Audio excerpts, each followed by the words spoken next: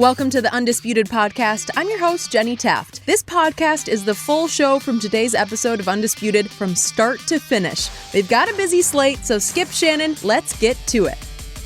Welcome to Undisputed. We are live from Los Angeles. I'm Jenny Taft here with Skip Bayless and Shannon Sharp. Good morning. How you doing today? I'm doing great. You know, I sure hope your newly loaded Lakers are as great as you think they're going to be this year, so you have something to combat the rise of my Dallas Cowboys. You're going to be haunted by my Cowboys all through the fall. I just hope the Lakers are decent. I'm just worried about your Clippers. Really? And how Russ didn't want to go there. Are we going to talk about that? Are we going to talk about that? Because he actually did want to go. No, he did. No, he yes, did. he did. No, he did. Well, it must be important that we hit the Lakers because that is how we begin the show today, because Shannon's Lakers held their media day yesterday and fans are already going crazy about this photo shoot that shows the stacked talent their roster has. Former MVP Russell Westbrook spoke with the media about his decision to join the Lakers, saying that as soon as he worked out with LeBron this summer, he knew, quote, it was going to work. How about that picture, Shannon? Will this work? Skip, how you like? Do you see how LeBron had that thing posed like? You know, I'm glad you brought him up because Pelinka said he's slimmed up and he looks a little heavy. No, he don't. No, see, there you go. I don't know. There you go. Hating. I'm not hating. I'm just truth-telling. I do believe it'll work, Skip. And I believe LeBron and Russ have gone out of their way to make sure that it does work, Skip. When LeBron spoke about how we've been attached at the hip basically since the trade has gone through. He and Russ. Mm-hmm. And Skip, that's what you want to do. You want to find out what the guy's like. You let him find out what you're like, get to know each other's family. You go to the gym, where you like the ball. This is where I like the ball. How you see the game, how I see the game. And they did a great job of that. They went out to Vegas, had a couple of practice sessions early before they kick it off today. And so I believe it's going to work. I believe these guys are going to do everything they possibly can to make sure that it works. Is it an ideal pairing? No, Skip, it's not ideal. But when two people want something to work equally as bad, there's nothing that they can't do if they want it to work. And I believe they want it to work. I believe that it will work. And I believe this is what I'm willing to do for you right here today. And you heard it first. That is September 29th. No. Is it 29th? It is 29th. Oh, right? yeah, that's right. It's 29th at 6:33 and 30 seconds. Well, that's early. If the L.A. Lakers stay healthy, we're going to be last team standing. Done deal. You give yourself a little escape hatch there if they stay healthy. If we stay healthy, we unbeatable. Are you picking them right here, right now? What part about that did you get? Well, you've been picking the Nets all offseason. Oh, well, I ain't picking them no more. Really? So you got caught up in that pose that you just saw. It was impressive. Yep. That's that school picture in third grade. So I must admit to you, when I saw the actual video of them posing for their still shots, yes, it was highly impressive because it was a collection of 6 future Hall of Famers. Yep. And it actually, I'm not going to say it gave me chill bumps, but it was a cool shot. And I sat back and I thought about it.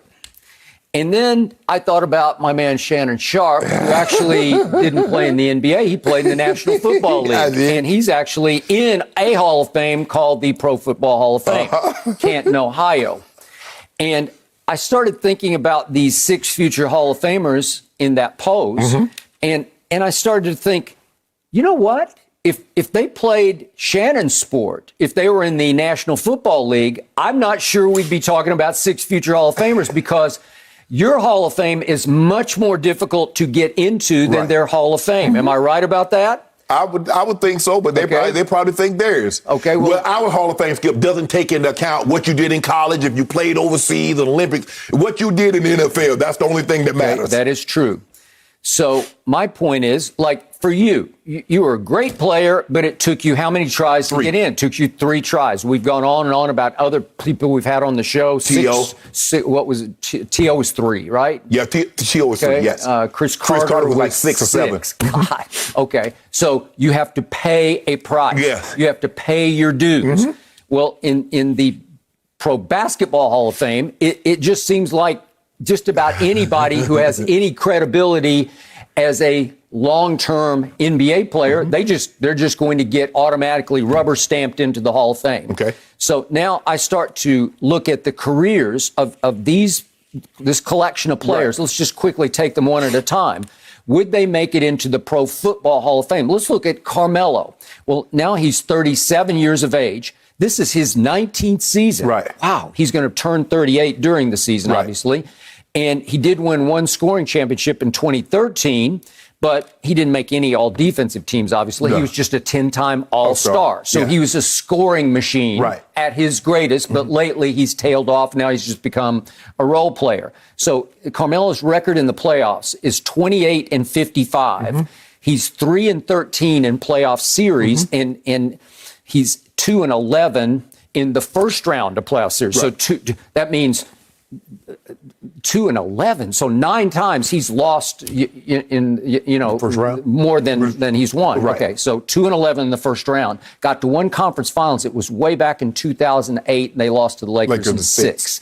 Okay, so that resume, if I put it in the Pro Football Hall of Fame, it's highly debatable, and he's not going to be a first ballot. Well, I think the thing is, Skip, it's all dependent on the position that he plays. If you base it on quarterback with those numbers, he's probably not going to get in. But if you look at some of the other positions, you're a 10-time Pro Bowl player, or you're a 4-time first-team All-Pro. Right. Well, now, if you're not a quarterback, those numbers are going to be good enough to get you into the Hall of Fame. We've seen the offensive linemen, defensive linemen, DBs, wide receivers, and things of that nature. Basically, Skip, you can make it the case that's a Calvin Johnson career. Okay. Calvin Johnson never won the Super Bowl. He probably has his win-loss playoff record is not very good, but we know what he was. I'm not sure Carmelo was ever Calvin Johnson. Calvin Johnson, as Megatron, transcended pro football where nobody could stop him, right? Carmelo was an offensive scoring machine. Now, I'm not saying Skip. One scoring championship. One scoring championship. But, Skip, you look at his career average. Maybe. Okay, let's go quickly to Dwight. He is now 35. Yeah, he's first ballot. 36. Yeah. Okay, so he's an 8-time All-Star, but obviously he's a 5-time rebound champ, 2-time blocks champ, and 3 times Defensive Player of the Year. It's overdone. Okay, you think that's just it? That's J.J. Watt. Okay, Dwight is 63-62 in the playoffs, and 1-1 obviously in the finals. And the one ring that he did win, he played a grand total of 12 minutes a game for the bubble Lakers. 12 minutes a game and averaged 3 points and 3 rebounds as a role player, a backup center, right? Okay, so the one finals he did win, he definitely had a role that he played, and it was a contributing role. I thought it was a significant role, but he was not a high minutes starter. Right. Fair enough? Oh, yeah, you talking about, no. I thought you were talking about in Orlando. No, the team was built around him. Okay, yeah, the one that he won. Right. Yes, No. He wasn't a central figure. Okay, so then we look at what's happened to Dwight Howard.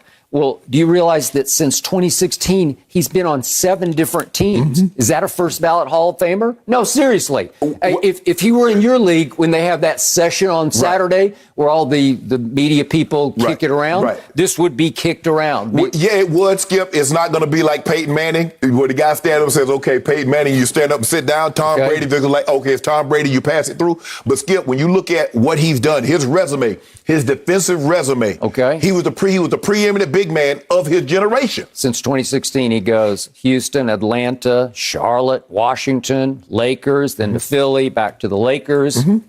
It's not pretty what happened to Dwight down the stretch of his career. His first decade made him a first ballot Hall of Famer with those 3 Defensive Player of the Year, the All-NBAs, the All-NBA selection, the All-Defensive selections. That made him in with the All-Stars. So he was done right there. Okay. Brings me to Rondo. Okay. Love Rondo. It felt like he was hitting the wall last year for the Clippers. I believe they decided that he's just getting old, like he's not that guy anymore. So you can't play him. You can't consider him to be a starter for your team. So we look at him at 35, going on 36 during the season, but he's a 4-time All-Star, which is pretty good. 3-time assist champ, pretty good. Obviously, one time he let's do 4-time All-Defense. Okay, so that's That's Pretty good, right? And he won the 2 championships. Okay, so is that a slam dunk Hall of Famer? No, it's not a slam dunk. I don't know if he gets in on the first ballot, Skip, but you win 2 championships on 2 different teams. Yep. He was he was a factor in both of those championships. You mentioned the 4 assist titles. Yep. And Skip, when he was with the Celtics, Skip, he was they say a big 3, but it was a big 4 because it wasn't like he was a role player, he was a backup. Okay. He was a heavy contributor. Okay. He has been now with 8 different franchises. Mm-hmm. Is that a Hall of Fame player? Why would he bounce around that much if he's a slam dunk Hall of Famer? Right? Well, Skip, I think the thing is, late in your career, Skip, they moved, now, and I don't want people to say I'm saying, but Shaq was on 8 teams. Look at Shaq later in his career. He was at Phoenix, he was at Boston, he was at Cleveland, he was at Miami. Yep. Okay. So it happens as guys start to get older, Skip, and the thing is that when you're a great player, yep, and people only see you as great, and it's hard for you to remember, but it's hard for people to remember because they see Rondo at Atlanta, they see him at the Clippers, and they saw him at.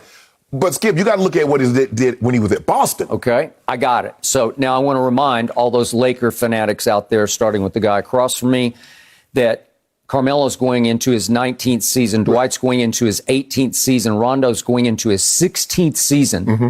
These are aging right, players. If you think about what they once upon a time were, you say, oh, that was really great, right? But you know what? You say Carmelo going into 19, Dwight going into 18, yep, Rondo going into 16. Yep. You ain't mentioned anything else about that guy that going into the year 19 because you better tread carefully. Tread carefully. He hears all. Who is he joined at the hip with right now that you just mentioned? The flashpoint of that photo that we just looked at. The flashpoint.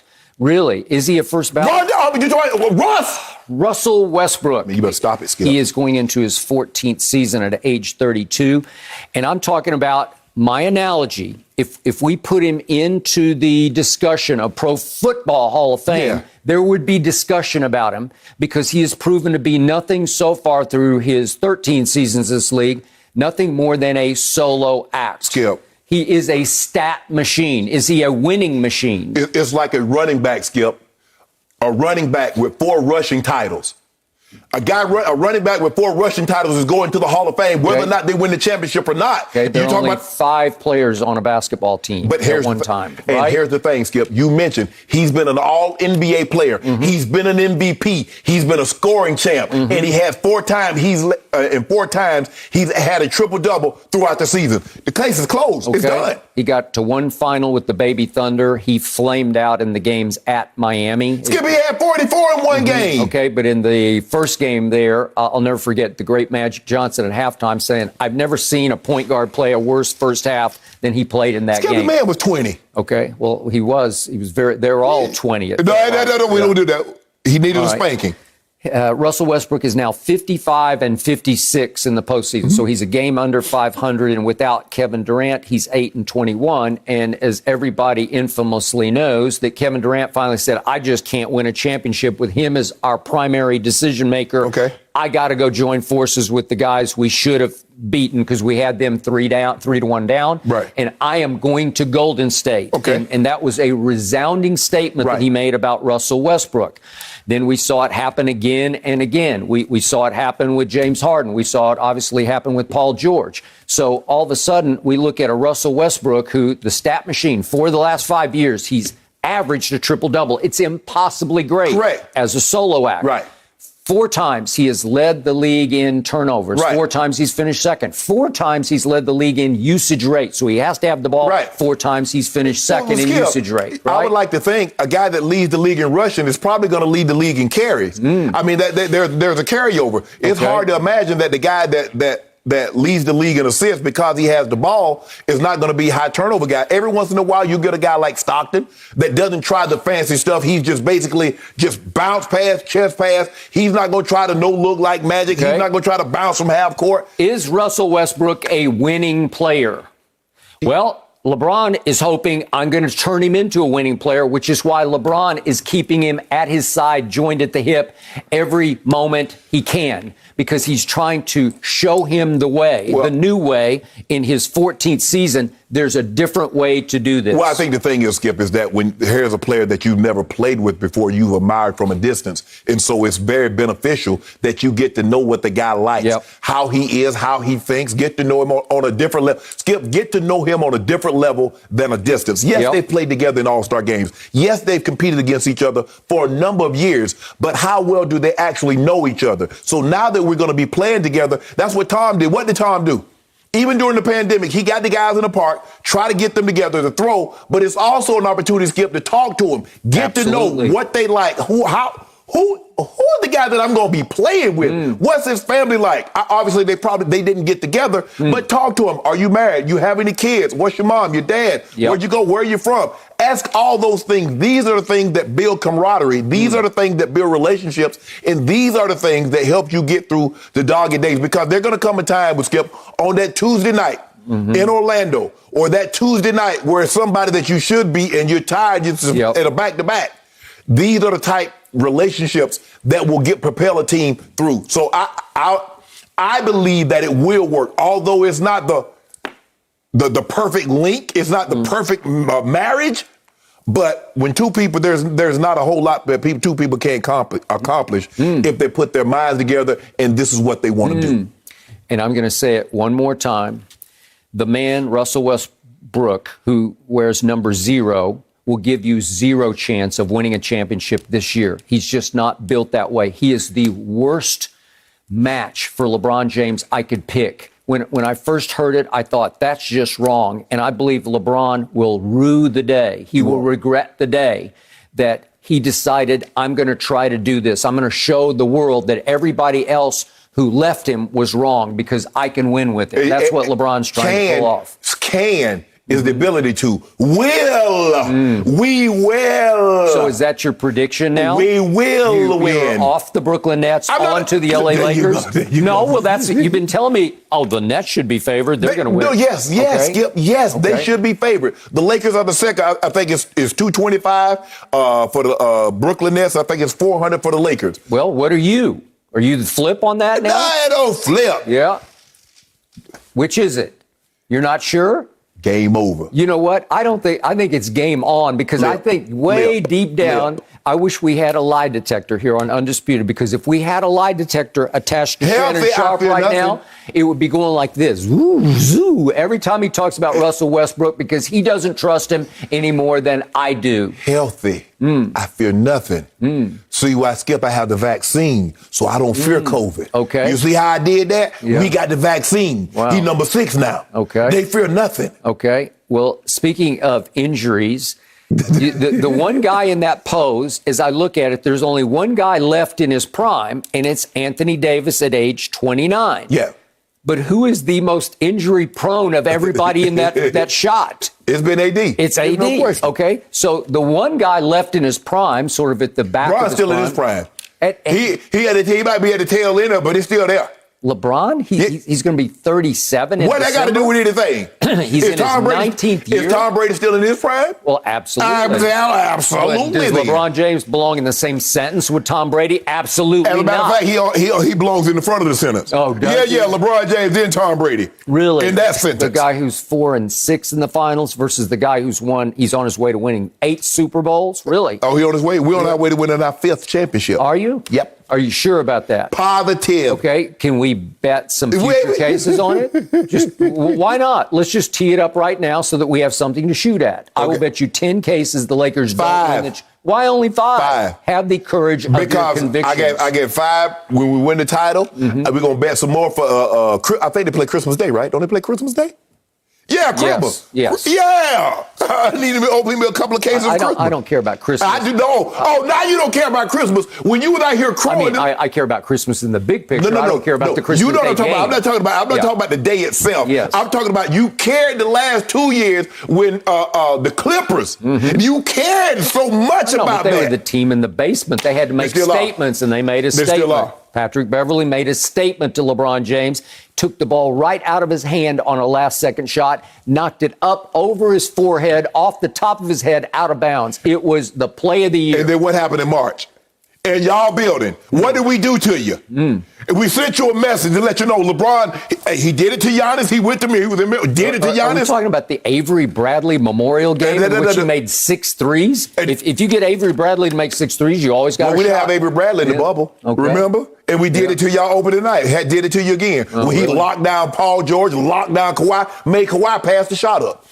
You were the only team that wanted to be in the bubble, and you pulled it off. Congratulations, you beat the 5th seed in the East without 2 of its best players. Guess what? Way to go. And we the only team that got those Jasons of Beverly Hills. Yeah. Big diamonds. Yep, you did. We need some really big rings they're made of for our really big team. Zirconia. All those rings. You're a hater. Well, you got to stop this. Come on, stop This should be beneath you. Well, it's not, though. They're bogus. That is a bogus. It's a bogus championship. It deserves an asterisk, and I give it to you with an asterisk. Tampa played in the pandemic. Were they in a bubble? Yeah, they was in a bubble. They couldn't go outside the hotel. They couldn't do anything. Everybody was isolated. Couldn't nobody do nothing. You had to wear a mask. Yeah, my homeboy wanted to be there, and then he didn't. So what about the injuries? Well, I don't know. Did he have people out there blocking? All he needs is people. Now I want you to keep that same energy. Okay.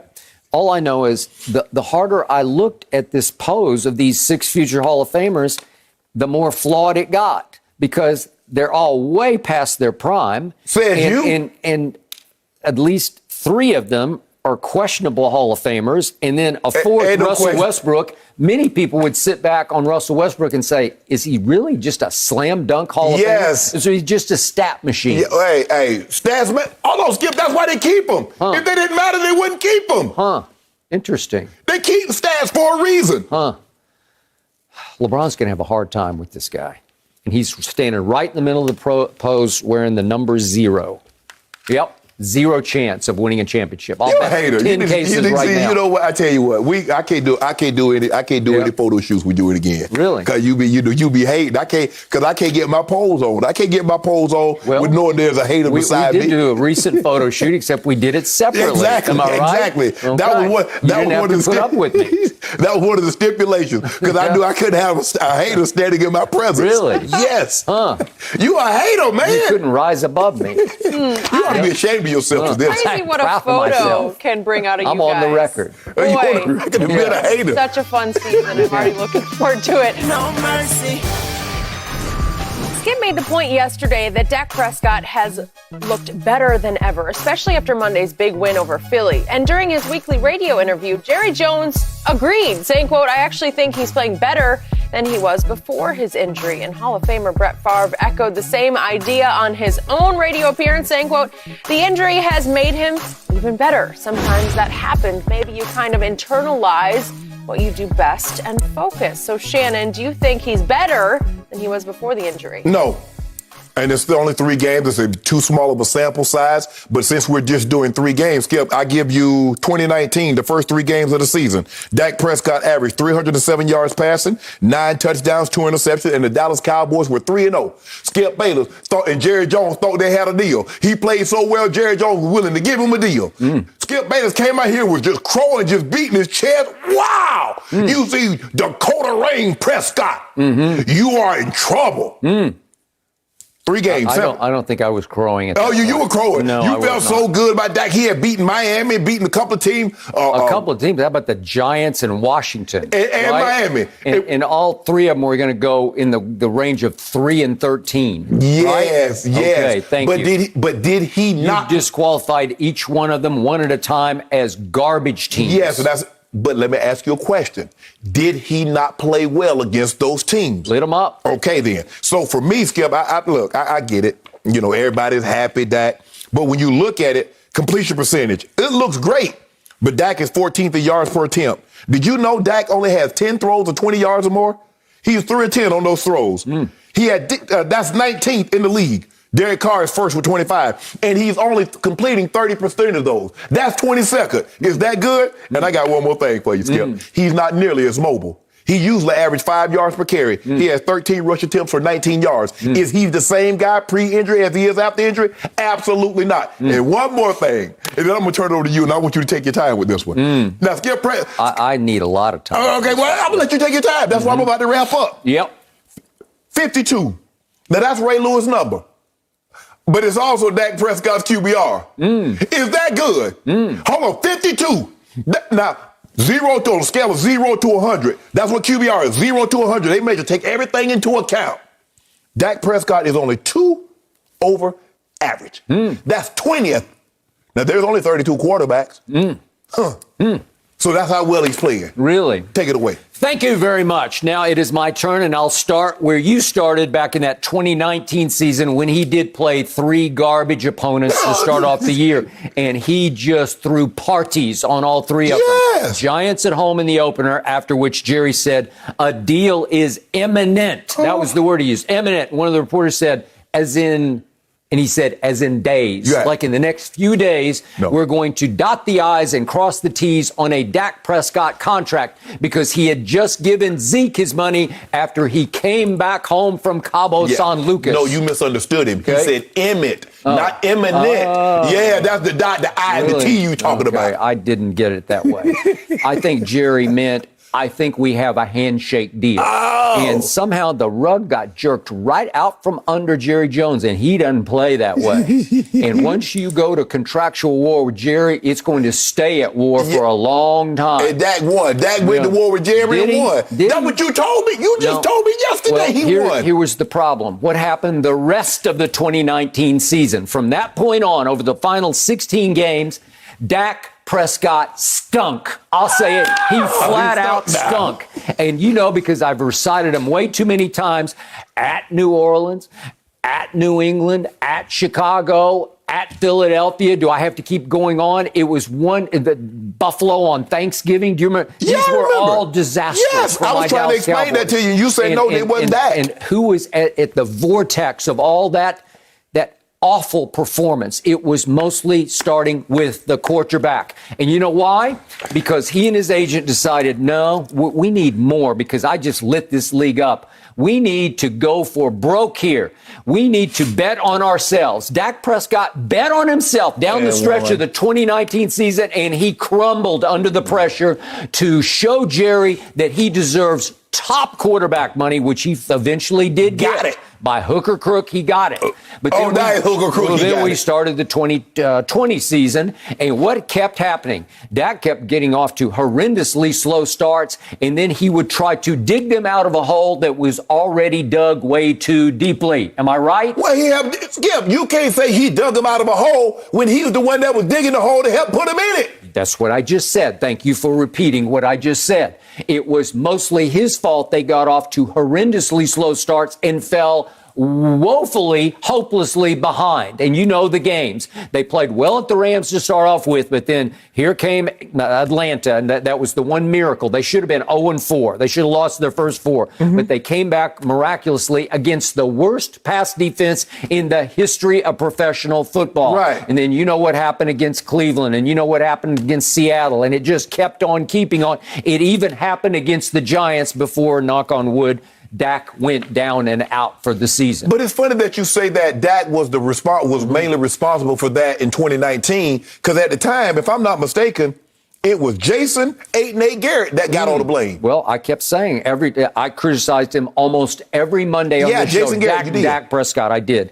And Pro Football Focus ranked him over that stretch of 13 games the 15th best quarterback in pro football. Does that mean he deserves top quarterback money? I think not. So I was having a big problem with, what are you doing? You're not backing it up. You wanted to lock eyes with Jerry and win that stare down, and you're losing because one of your eyes is closing. And both of my eyes are closing trying to watch you on TV. Stink it up. So is he better now? Well, he's way better now because he is serene. I first guessed this during training camp, during Hard Knocks. I said, that's a new guy. He has a new piece about him because he got paid. He got his respect. Okay. He somehow did what he just waited out Jerry Jones, and Jerry kept missing opportunity after opportunity to go get a young quarterback or a veteran quarterback, one way or the other, and finally just threw up his hands and said, I guess I got to pay him. Yeah. He's paying him $75 million this year.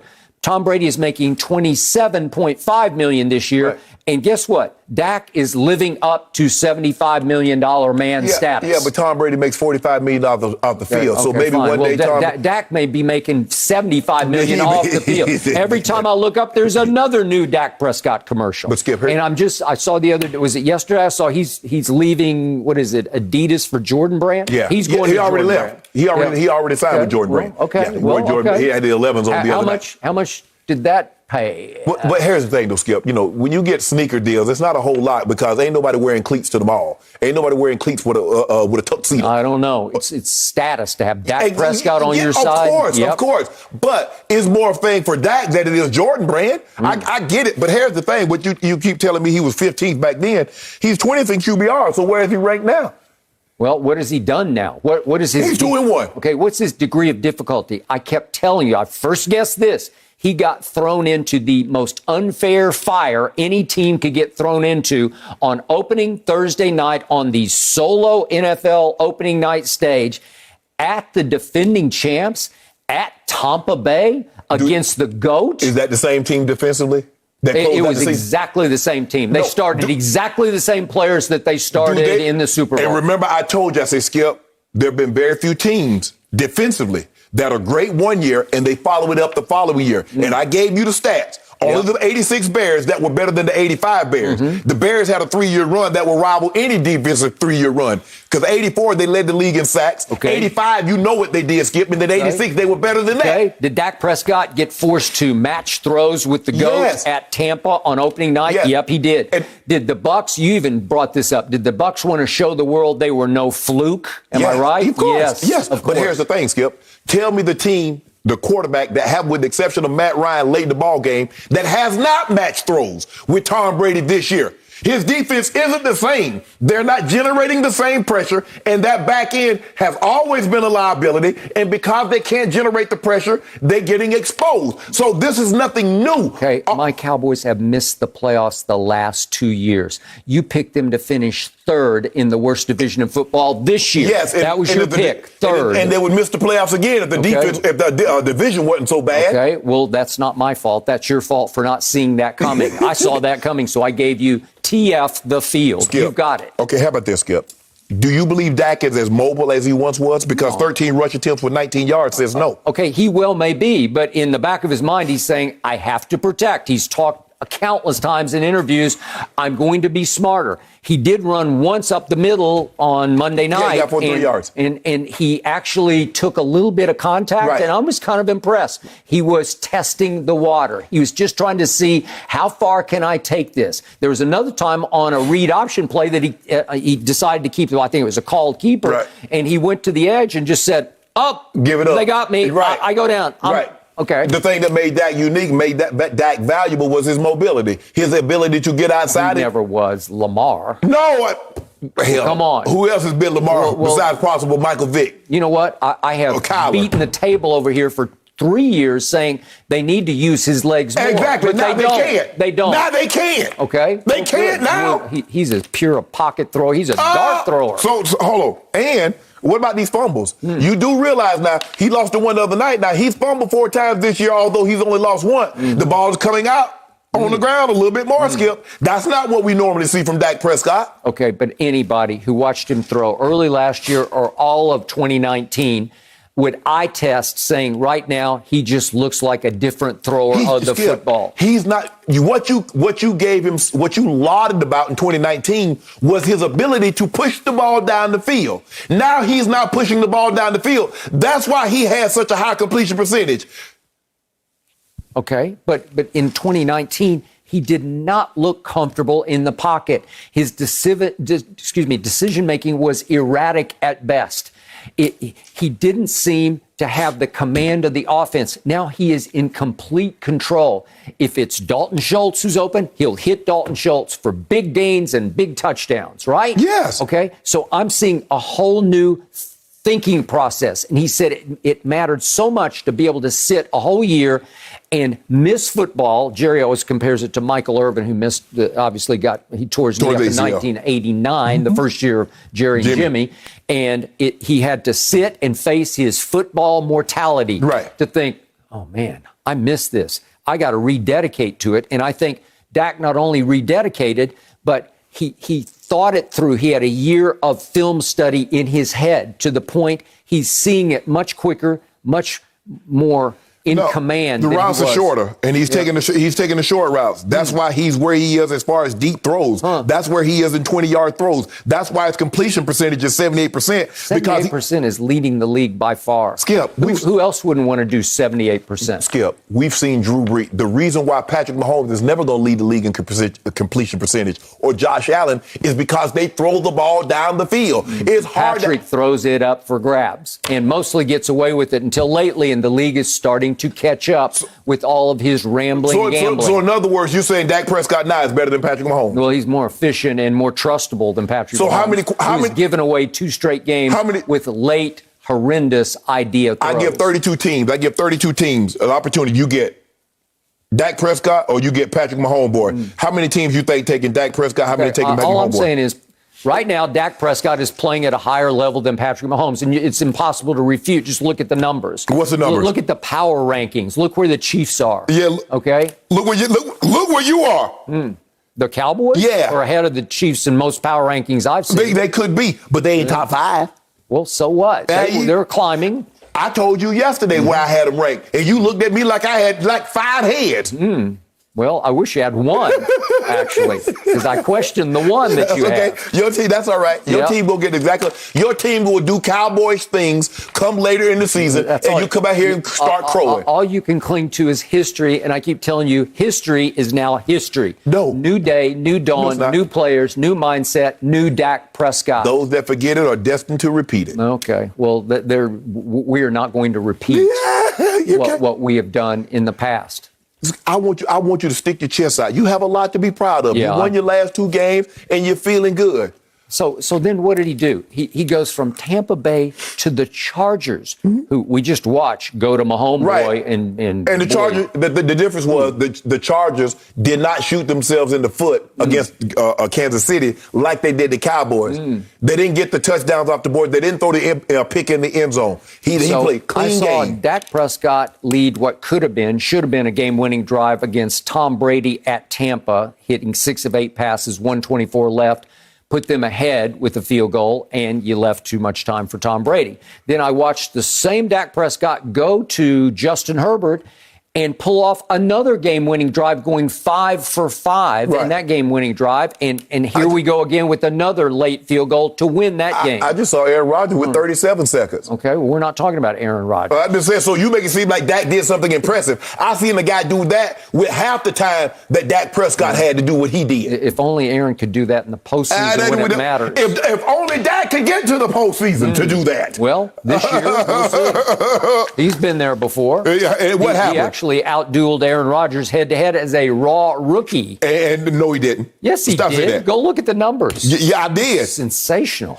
One guy, the guy that had the green and gold uniforms on, his team advanced. Yeah. The team that had the blue and the silver on, they had their heads down, and 80,000 fans were crying. The metallic blue and silver fell behind 21-3 that day. Why did it fall behind? Until my rookie quarterback said, "Watch this." Yeah, and I'm brought him all the way back to 31-all. And then Aaron Rodgers said, "Hey, you didn't pay your insurance. No. Watch this." No, Jared Cook said, "Watch this." And unfortunately, they weren't watching him because they were in a prevent that was like 70 yards of prevent and left him all alone at the sideline at 30 yards, and that's all they needed for a field goal. Way to go. And Mason Crosby?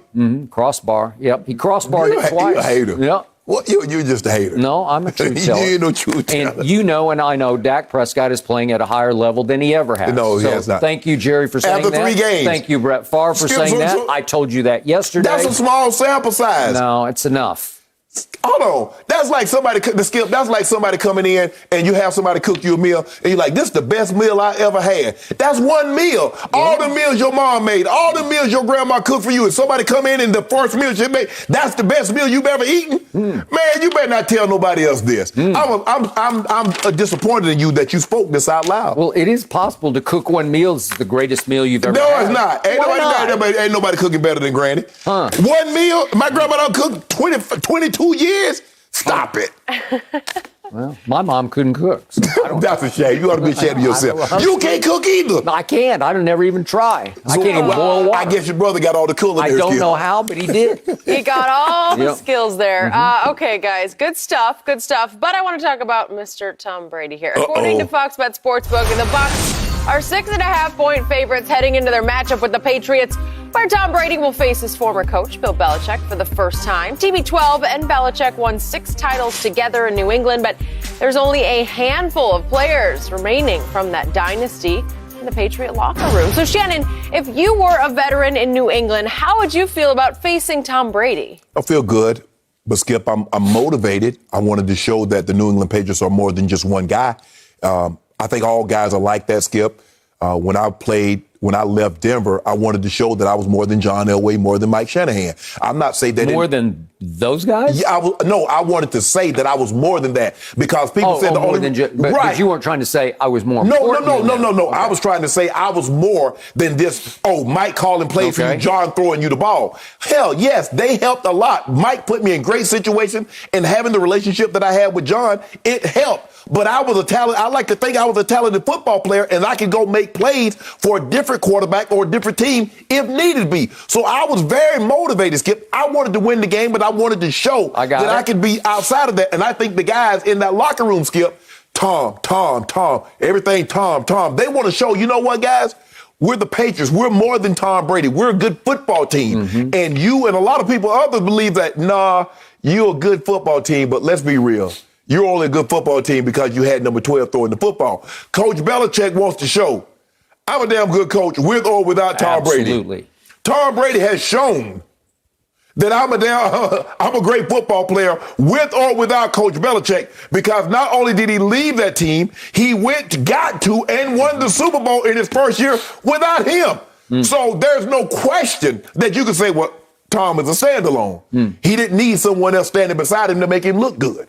So for me, Skip, I think the guys in that locker room, the Matthew Slaters, the McCarthy, Devin McCarthy, I think they want to show that, you know what, we love Tom. Tom did great things. He's always going to be our friends. Can't wait till we start coming back for the reunion and celebrating, Skip, the first team and the second team that won the Super Bowls. But we're more than that, and they want to show that. I don't think nobody takes no cheap shots on him, Skip, but they want to get to him. They want to put him on the ground hard, and they want to win this game. And if, like you said, you like to put guys on truth serum or put a lot of technical tests on them, I think they would say they would rather win this game than any other game during the season because of who's on the other side and what he represents. Okay. I hear that. I respect that from a locker room player perspective. But I covered a lot of locker rooms.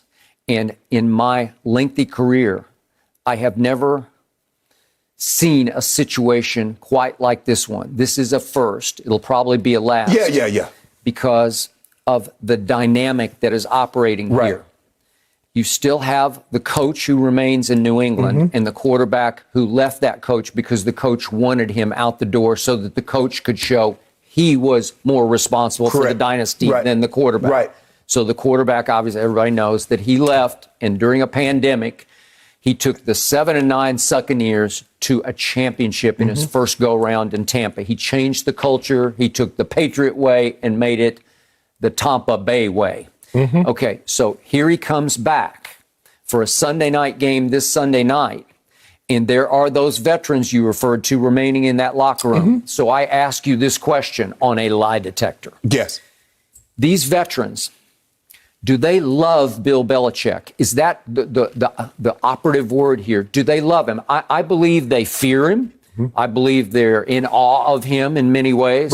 But I think there's little to no love in that locker room for Bill Belichick. I think the thing is, Skip, for me, is that whether I like or dislike my head coach, he's my head coach, and Tom Brady is the enemy. Okay. So now I put my like or dislike aside because guess what? I dislike Tom more than I dislike Coach Belichick. Well, there I disagree because I do not believe that anyone who's ever played with Tom Brady, even if they go to the other side of the football field, I don't think they can dredge up any hate or dislike for Skip, Tom Brady. When I say dislike, I'm looking at it from an opponent standpoint. You're the enemy. I'm going up against you. Okay, I got it. But deep down, lie detector, I believe all the expatriates still have much love in their hearts for Tom Brady because he's unhateable to me on the inside. Yeah. On the outside, there's a world of Brady hate. Yeah, but Skip, I'm talking about people who really know him and see him operate on a daily basis. I go back to our man James Harrison here on the show saying he went up there at the end of his career with his radar up because he did not trust. He thought there was some phony going on. And what did he tell us right here? I watched close, man, and I saw the same guy in the locker room as I saw on the field or anywhere else. Right. He is who he is. Right. He's legit. Whether you love him or hate him, he is that guy at all times. It's kind of like, Skip, when James Harrison, he left the Steelers. Yep. The only thing that mattered to him, he still had friends over there, but he wanted to bear. Now, he had a different relationship with Coach Tomlin. Yeah. But that fell all apart at the end. Remember, it got because in the end, ugly. they got the players. But James, tunnel vision like he is, he just wanted to beat the Steelers. He's like, oh, they doing all that talking. That don't mean it. That don't bother me. He says, for me, I want to beat the Steelers. Yep. And I think the state is but it was never a situation. Skip, this is very unique. Because I don't know. You're gonna have to go back and you're gonna have to do better than me. Is that a guy that plays 20 years, won like they've won, getting so much credit? Coach, it's kind of like the builder and the interior designer. Yep. Coach Belichick said, I built this thing. Tom Brady said, I'm the one that made it pretty. So who gets the credit? The guy that laid the foundation or the guy that made it pretty, Skip? So that's what they were fighting for. So now the players, I agree with you, the players are torn. I'm here with Coach Belichick, but Tom is my friend. I got these rings.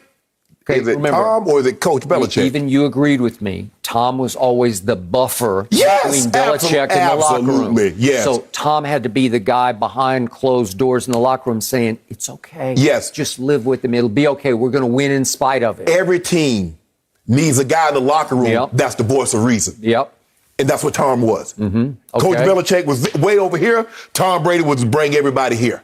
Okay. So now it boils down to a situation in which the players in the locker room right now have incredibly mixed emotions because a lot of locker rooms, I'm going to say a majority of locker rooms would be driven to defend the legacy of their head coach because they would have some love. Even I go back to my Jimmy Johnson days.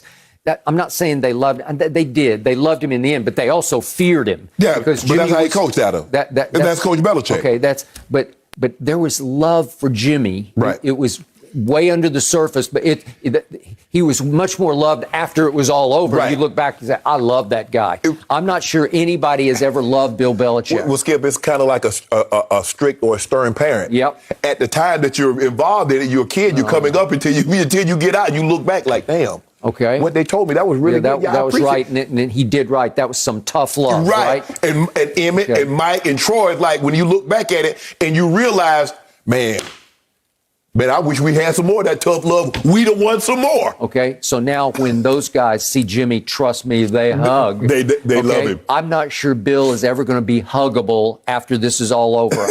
I'm not sure. I'm not sure anybody would ever go up and hug Bill Belichick because there was was no reservoir of love slowly building. I think the thing is that when winning masks a lot of things. And I think because they've won so much, I think the thing, and Coach Belichick is a different guy now because Coach Belichick doesn't have any say over those guys. Mm-hmm. So he's more affable. When you look at him, Skip, when the guys come around and when they start having these, when they start having these reunions and they start back coming around, he's not in control of a situation anymore. So I think he's more affable. I think guys can gravitate towards him a little more as opposed to his dictatorial powers that he possessed and had everybody in fear, knowing that it's either his way or it's the highway. Okay, so now comes the Seth Wickersham book. He works on ESPN, I heard about that's coming. Excerpted, and the glaring nugget so far is the anecdote that Bill refused to meet with Tom before Tom finally decided, okay, I'll take my talent south, Okay, wouldn't even meet with him. Skip, look, Okay. Coach Belichick can try to put any spin that he wants. He can say we wanted him. He can say Tom had better options. Yep. But we know there's empirical evidence that says he wanted Tom gone. He wanted control. He wanted to show it's me, not him. Starting with the Seth Wickersham piece since 2017. Thank you. Yep. So all that Coach Belichick and nothing's going to change. Tom had better Tom opportunity. said the other day on the radio, obviously we wanted Tom to stay. Baloney. No, you did not. Baloney. When you want something, you work towards keeping said something. Yep. When you want a relationship, if two people want a relationship, Chris Rock said, when they said relationships are hard, he said, no, it's not. He said, when one person is only working, the relationship is getting hard. He said, two people can move a couch. Two people can make a relationship work. One person can't. No. I don't care how hard he or she wants it. If the other person isn't willing to work, it's not going to work. Period. Coach Belichick was unwilling to make this work. Correct. That's why it didn't work. Now, he go all the radio stations, WEEI, WKRP in Cincinnati, and any other radio station. He's not telling you the truth. As my grandmother used to say, he's misspeaking the truth. Yep. To make a long story short, and a short story very, very, very short, he lied. He did not want Tom Brady there. He did not. And Tom Brady wanted badly to finish his career in New England. And Tom Brady wanted very, very badly to hang half a $100 on his head on Sunday. That is correct. So when the Patriot players still in that locker room who played with Tom read that Bill wouldn't even meet with him down to the wire. Yeah. Well, now their emotions are even more mixed. Like, it's clear he didn't want that guy here. So how much hate can you dredge up? How much anger can you dredge up to say, we're going to show the world that Tom wasn't the reason that we were the Patriots, right? Yes, that's yes. Okay, but it's hard to dredge it up because in the end, you still love that guy and you cherish your moments with him. So I don't know that you can play any harder against him than you would against whoever was there, Jameis Winston last week. Exactly. Yeah. But I think the thing is, Skip, is that it's not an accident, as you said last week, that the trainer and the father said what they said leading up to this. They could have easily waited till after. They could have easily said this in the preseason. But they said the week before, 10 days before, this comes out. That's not an accident. No, and I believe that's where Tom's mind was as they were preparing to go to L.A. to play the Rams. I mean, now it's coming. Now, look here.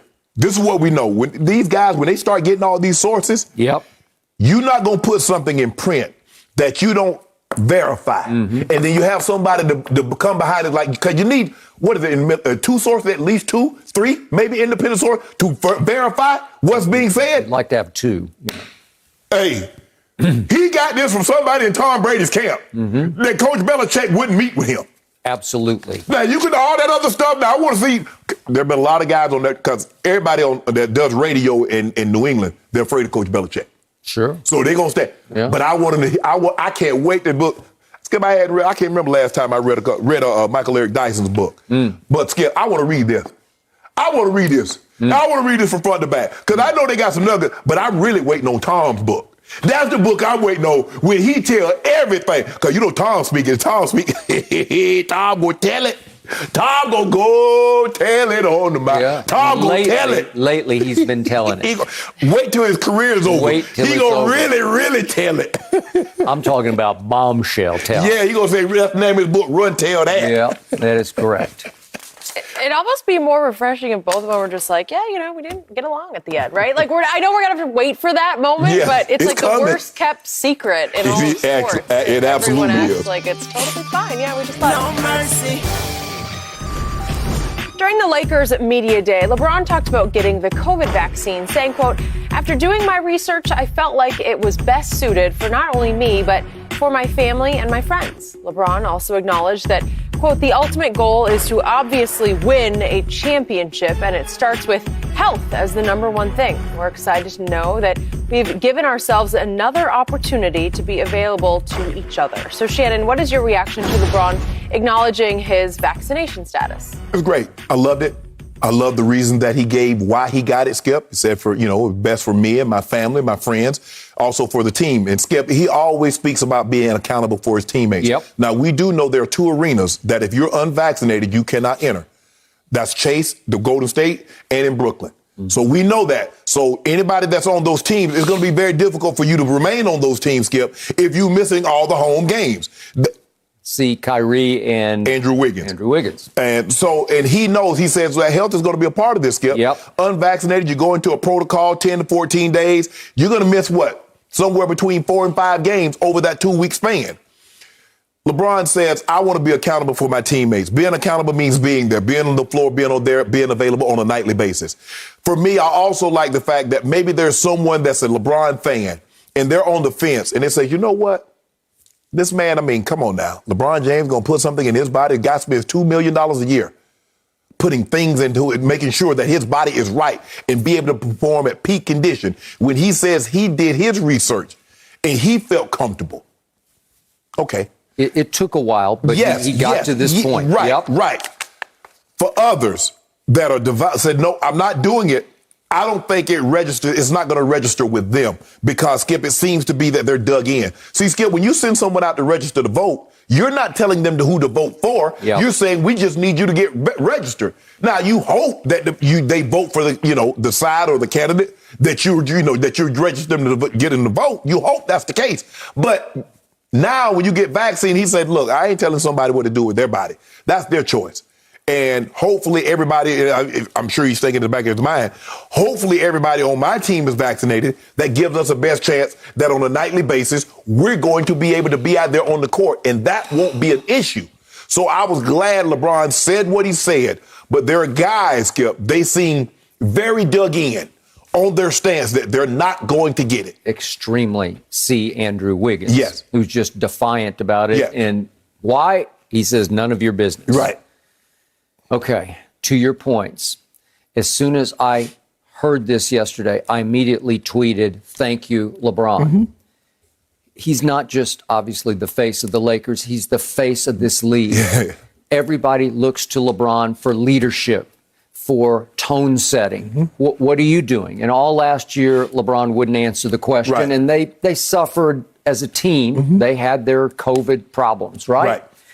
Even Frankie V, your coach Vogel, said yesterday, obviously you want to be able to not be compromised in any way for an extended absence or quarantine.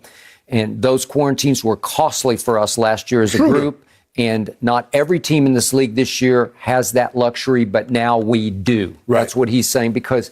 Remember it called Schroeder. It did. Didn't Caruso go for a while? Mm-hmm. It's and again, close contacts. It's just... It's not about your personal preference. If you have a personal preference, good. Go home and stay home and don't play basketball. Right. It's really that simple. Right. But you can't compromise your team's ability to win. Mm-hmm. It's a winning edge that you have if you get 100% vaccinations on your team. It applies to all sports, to my Cowboys, and we've had issues already because the whole team is not vaccinated. Their argument would hold some weight. I would really listen to them. If these guys had never taken any medication, and every medication they go home and they Google and they study it. And when they've had surgery and someone has put them under, science has done that. They go home and study, says, I wonder how many cc's of this he's going to give me. And I wonder what they're going to do with this. But that's not what they do.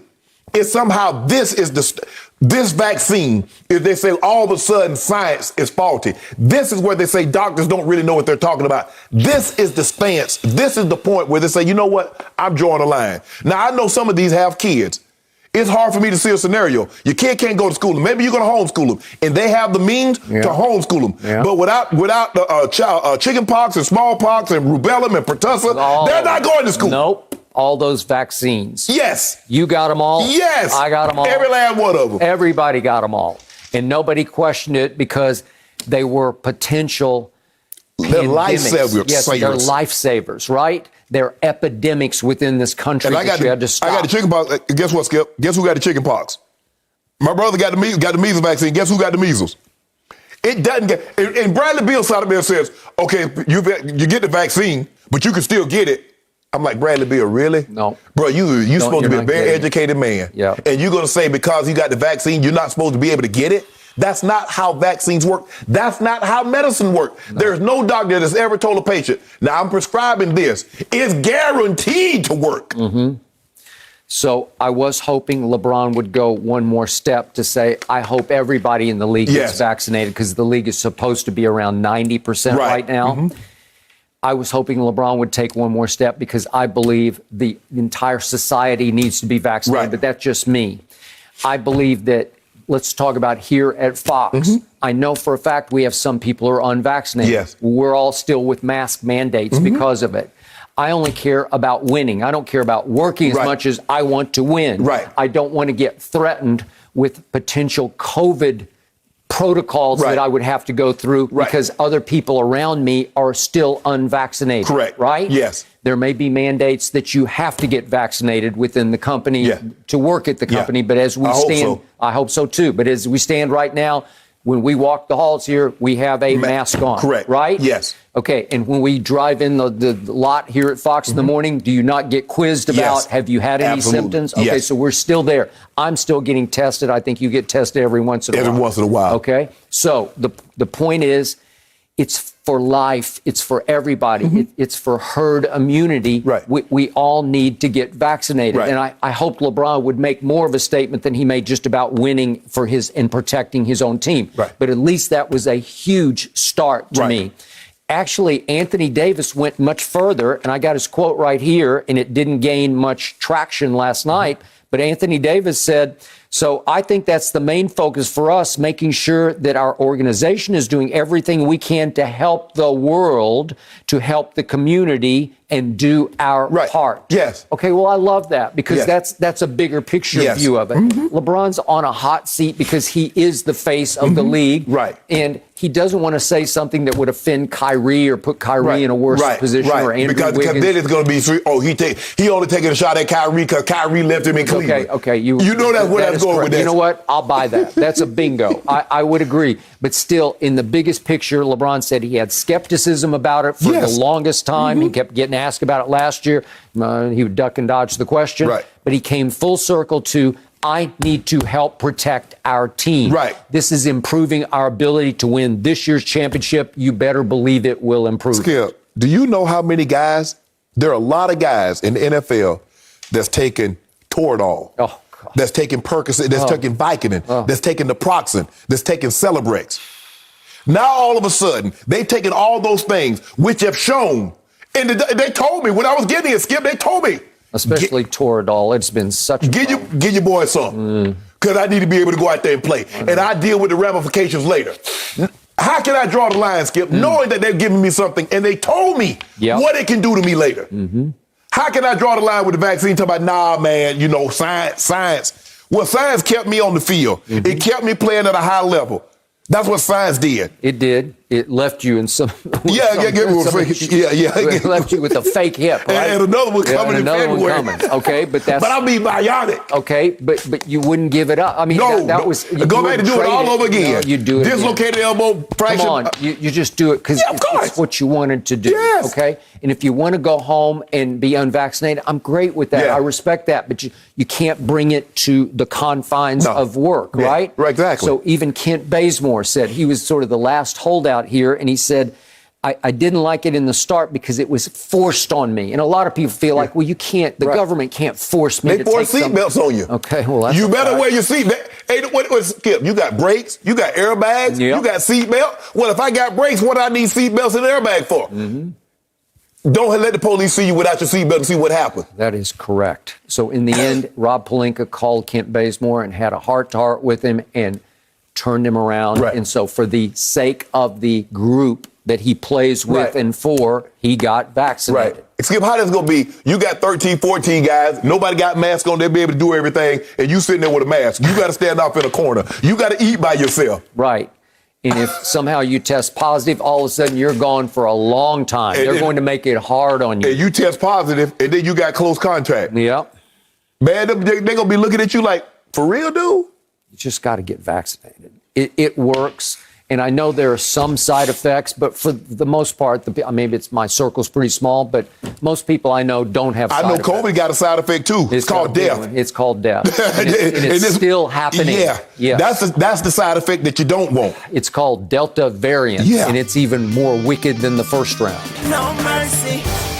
Pacquiao announced his retirement from boxing yesterday, ending a career in which he won 12 world titles. The 42-year-old was the only 8-division champion in boxing history, getting big-time victories over Miguel Cotto, Oscar De La Hoya, Ricky Hatton, and Keith Thurman, not to mention his high-profile loss to Floyd Mayweather in 2015. You remember that one. Pacquiao is now planning to run for president in his native Philippines this upcoming May. But Shannon, how will you remember Manny as a boxer?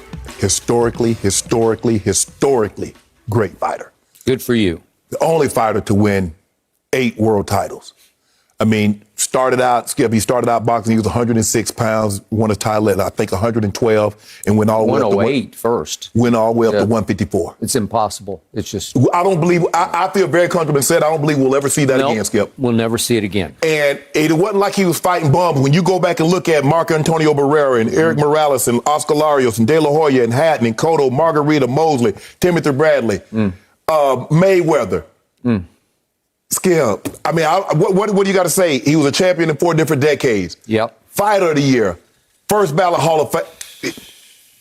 He's great. He fought everybody. Whenever.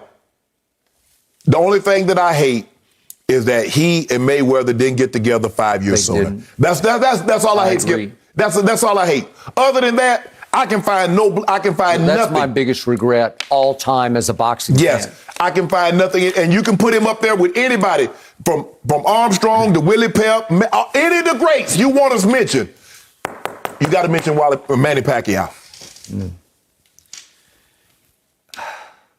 As you know, I have long been a much bigger Pacquiao fan than you have been because we got divided over Mayweather-Pacquiao, so you had to go with your guy, and I had to stick with mine.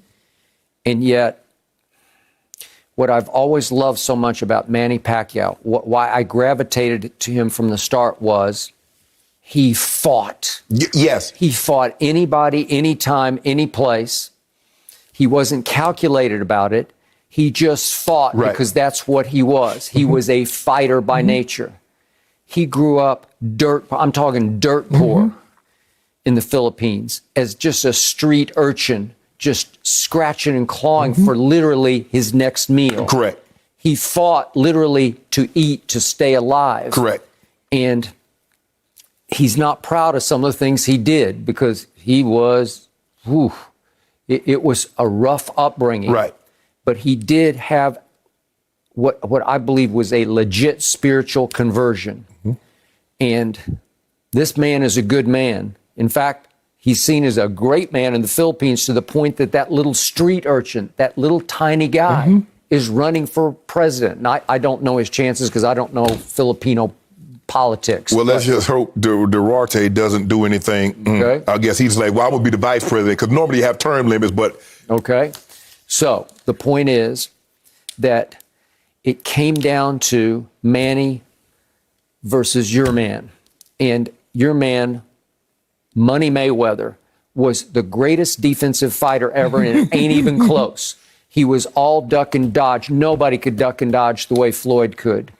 And yet it was all offense on Manny's part because he just went at everybody as hard as he could go at him. He wasn't a poor defensive fighter. He just was built for offense. He was on the attack. And it cost him against Juan Marquez. Okay, but that was the 4th time he had to fight him. He's like, I'm trying to fight anybody. Okay, I'll fight him again. 4 times I'm going to fight him. But the thing was, Skip, he's winning the fight. I mean, he's dominating the fight. And then Marquez timed him. It's the end of the 6th round. And I just think he got a little bored because he'd beaten him 3 times. And all of a sudden, he's sleepwalking and then he's out cold. Right? Yep. Okay, so that happened, and there were some other glitches along the way. But that one night in May in Las Vegas, I just, even at their advanced ages, I wanted to see them fight. And you know what I believe?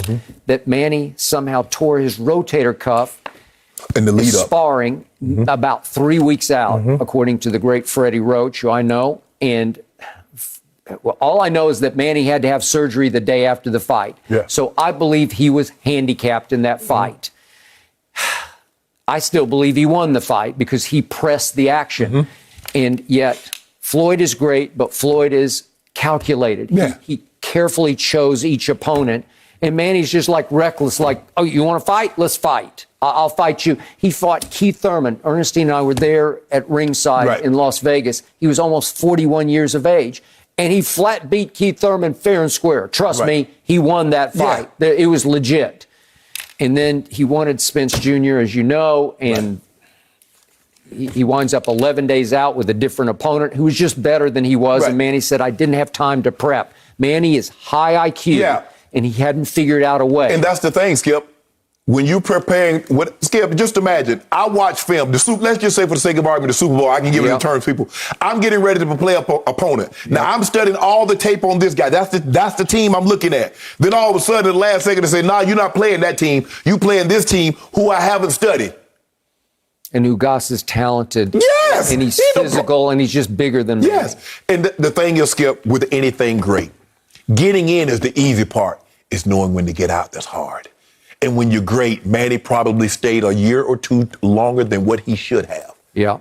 So it occasionally got ugly between the Mayweather and Pacquiao camps, and they accused him of PEDs because nobody could believe that he went from 108 up to 154. It's like, how can you do that? So Floyd's saying, well, it's got to be, right? And when he fought at 154, Skip, remind you now, he only weighed 144. So he was basically 10 pounds, basically under the weight. But he wiped it out. Man. He wiped it out. He wiped the divisions out. He did. And Timothy Bradley got him, and he just turned right around and said, and he didn't really get him because I thought Manny just flat out got robbed in that first fight. I did too. And he turned right around and said, I'll take him again. And he went right back and got on that horse and rode it and beat him. Right? Yeah, so, I don't believe the boxers, Skip, the boxers are not going to stay. Manny is an old school boxer. Where they used to, Skip, you remember like Duran and all those guys, they guys had 70, 80, 90 fights.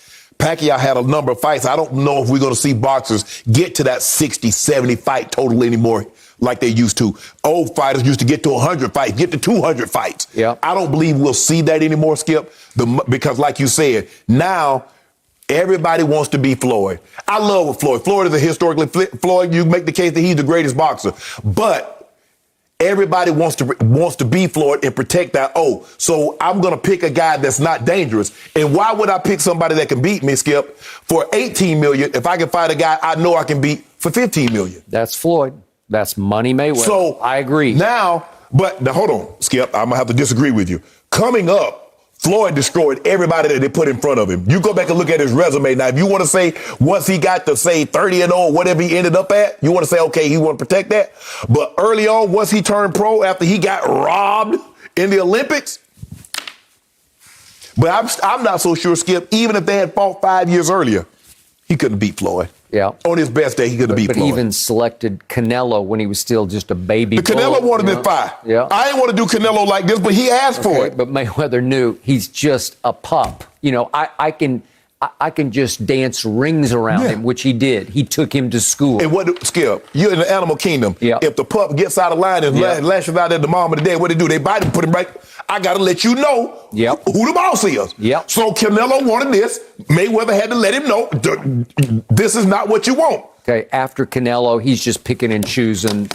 These are cakewalk fights. But it wasn't nobody. It was Skip. At that point in time, once he got past Canelo, who out there could beat him? Nobody could beat him. Nobody. In his prime, if you take everybody in their prime when he was fighting, couldn't nobody beat Floyd. So to your point, if you could have just turned back the clock 5 years, you would have the greatest offensive fighter at that weight against the greatest defensive fighter at any weight. Right. Seriously. Like Floyd, you want to talk about gift of just being able to maneuver around any punch. You just couldn't touch him. You couldn't touch him. And the thing was, he had dynamite in his hands now. People keep saying he was a defensive fighter, and yeah, he is.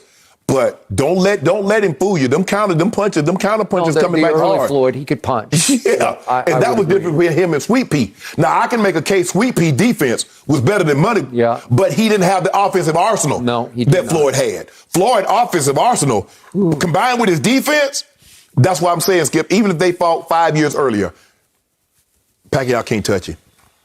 Couldn't touch him. He would have touched him. And if he had touched him, he would have hurt him. The thing that you have to admire most about Floyd, Skip, is that he never let you get him out of what he wanted to do. He says, I'm gonna make you come to me because you want to give the fight. And the fans are going to watch because they want to see me lose. And you walk right into his trap. You come to him, you shoot, pop out. He back up out of there. He in that Philly shuffle, the Philly roll, go roll the shoulder and gonna catch you with something on the way in. That's just the way he fought. And he never got out of that. Manny Pacquiao at 25, 6, 7, and 8. You want to talk about explosion? Oh, he was quick. You want to talk about attack? Yeah, but he coming in, Skip. You already know he's gonna get off 500 punches. So you already know that. You got to. But what he did to Ricky Hatton that night was just like, what? Yeah, he walked through Hatton. Just over. De La Hoya, Cotto, Margarita, Barrera.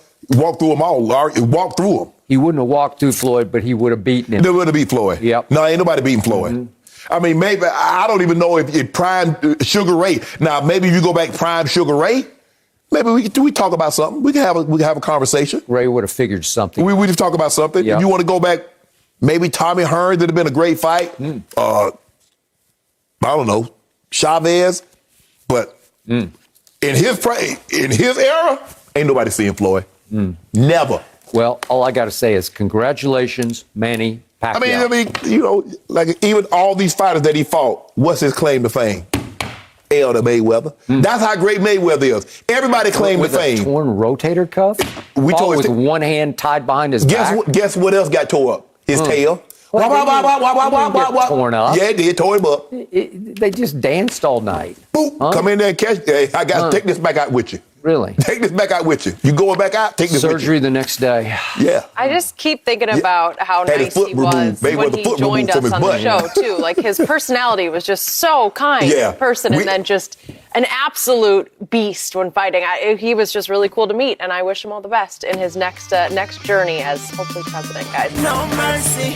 The latest, guys, free agent quarterback Richard Sherman announced on his podcast that he's signing with the Bucs. The former All-Pro reportedly got a 1-year deal and was also being courted by Carolina, Seattle, and San Francisco. So, Shannon, how much will he help the Bucs? Well, Skip, they're down Murphy Bunting, who's on IR. Yep. He should be coming back, Skip, I would say within the next week or two with that dislocated elbow. Yep. I know I was able to come back with it and play. Jamel Dean now down. And so I think, Skip, he's not the same Richard Sherman that was a part of the Legion of Boom. He's not that guy.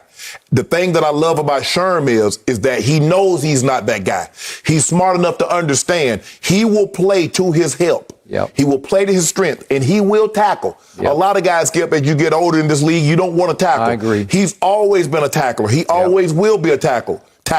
He's never had great speed, but he had great understanding of what you were trying to do to him, and he stayed out of harm's way. So for me, I think he can help.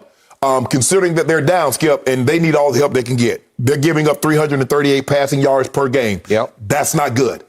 You mentioned you don't know if and when you're getting JPP back. It might be this week. It might not be to the following week. So I think the addition of Richard Sherman, I think it can help because, like I said, he's not the same guy he once was, but he understands who he is and what he needs to be able to do. And as he mentioned, he said Tom Brady also reached out. When a historically great player reach out and say, bro, we need you, say no more, fam. Yep. Why did he choose the Bucs over Carolina, San Francisco, even going back to Seattle? Why? That guy called him and wanted to know, are you interested? Because we'd love to have you. And what kind of shape are you still in? Yes. And I'm assuming Richard said, I'll be ready. Right. He said he needs a week or two, so he's not going to be able to play Sunday night. Right, exactly. Foxborough, right? Yeah. That's when they need him the most, is Sunday night. Right. But I believe it's like Carmelo said about he and LeBron. We win now with our heads more than our bodies. Yeah. Okay? Same with this. This is high IQ and high experience. Yes. He's been in this league for 10 years. Exactly. And played at the highest levels. Correct. And once upon a time, ironically, they pulled off a big upset before they were the Legion of Boom against Brady and company in Seattle back in 2012. And remember, Richard went up to him after the game and tried to say something. And then remember, you mad, bro? Yeah. Remember that? But as Richard said, I think in the piece that you read, we put all those things aside behind Because remember, us. Skip, in the Super Bowl, when it ended tragically for the Seattle Seahawks, Richard walked up to him and said, hey, He did. Stuck his hand out. He did. You the better man. You got me today. And if Tom wins Super Bowls, he'll be there. Yeah, that, right? exactly. Yeah. And so that's the thing that you have to understand. And I think great players, former great players that no longer in their prime, understands this is where I'm vulnerable. This is where I'm strong. Let me stay where I'm strong. And I'm not going to let you beat me where I'm vulnerable. Okay. Richard obviously has a huge personality and has a strong point of view that is strictly his point of view. Right. This is the kind of locker room, as you know, like your locker room in Baltimore, yes. where you can assimilate Richard Sherman. Yeah. He'll fit right in because there is Tom, there is Gronk, Right. there is Levante David, right. there is JPP, there is Shaq Barrett, Dominic and Sue. And Sue. Yeah, you got guys. You got strong, you got equal personalities, so you will be able to blend in. And the theme in the locker room is, we know how to do this, right. so let's just go out and do it. And Skip, if you think about it, Sherman didn't talk as much in San Francisco as he did in Seattle. He did not. You know, he just played, ended up going to a Pro Bowl, being an All-Pro. He played extremely well, and then until he suffered that injury. And so I think the thing, as we start, like I said, he was never a speed merchant, but he understood what you were trying to do. He was great at pattern reading, formation, splits. All that plays into it. Skip, that's why you study a ton of tape.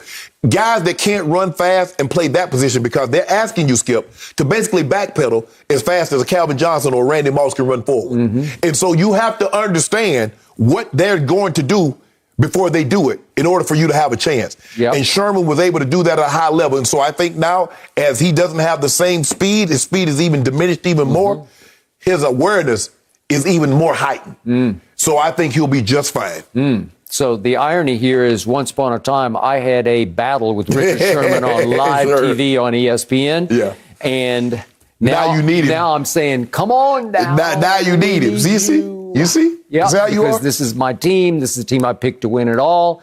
This is the team I believe will win it all. Put you back in your place once again. What I do now? Well, old Matthew Stafford. Yeah. Well, now you got a new bandwagon. I'm happy for you. And you got Lakers. I mean, you in L.A. How can you be in L.A. and not root for the Rams? See? I got it. I'm not going to be able to get you. I'm not going to be able to invite you to the games. For the record, I belong to the same golf club that Matthew Stafford just joined, but I'm going to be objective about it. No, you ain't no objective. I have been. I've told you the truth. We're going to do a whole nother Matt Stafford versus Aaron Rodgers here, and listen to what I have to say about it. Okay. I already know what you're going to say. Yep. Well, you don't. You crazy. Know. You don't know. You crazy. I am so now he at your golf club. Now he at your golf club. You going to give some love. No, I told you. That happened a long time ago. No, he just joined this week. No, he did not. He joined a month ago. So the point is, we need, the Bucs need Richard Sherman, because I think he is the perfect fit for a team that is challenged in their back end. Am I right? Yeah. Because they weren't great last year. They sort of survived it because they had a pass rush, yes, which at the moment they do not have. Yeah, they're going to have to get that back, Skip. Yep. You got to get it back, or you got to unleash Devin White or somebody. But see, here's the thing, Skip. But when you unleash that, you become even more vulnerable because you have less guys in pass coverage underneath. You may just have to unleash it and close your eyes and pray. Well, slow death or quick death? Yeah, call this player like, Lord have mercy, be in trouble.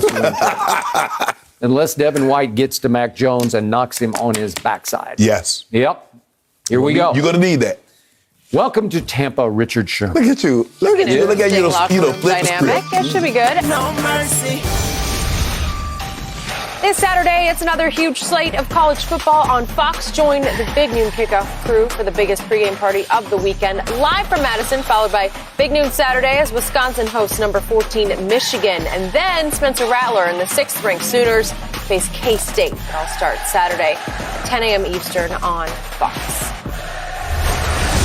LeBron and Westbrook got to work on the court quickly after Russ joined the team, and the two haven't stopped since. During yesterday's media day, LeBron said the two have been, quote, tied at the hip pretty much since we made the acquisition. Shannon, do you like LeBron's approach here? I love it.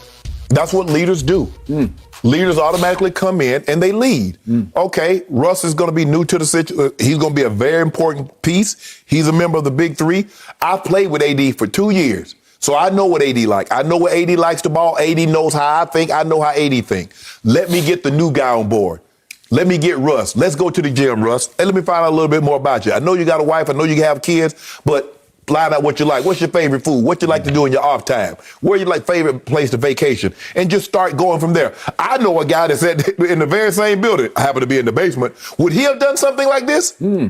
Probably not. But anyway, that's neither here nor there. We're not the guy, if he hadn't gotten hurt, would have been in the finals. Would have won it all last year. Stop Hawaii, it. Leonard. Stop it. So this is what LeBron does. LeBron is a true definition of a leader. He understands how to get people to come together for a common goal. Yep. And the common goal is to win a championship and shut people up like you that doubts Russell Westbrook is capable of being on a championship winning team. You believe he's incapable of doing that. Incapable. Okay. Cannot teach old dog new tricks. I don't need to teach him new tricks. I just need him to get better at the tricks he already knows.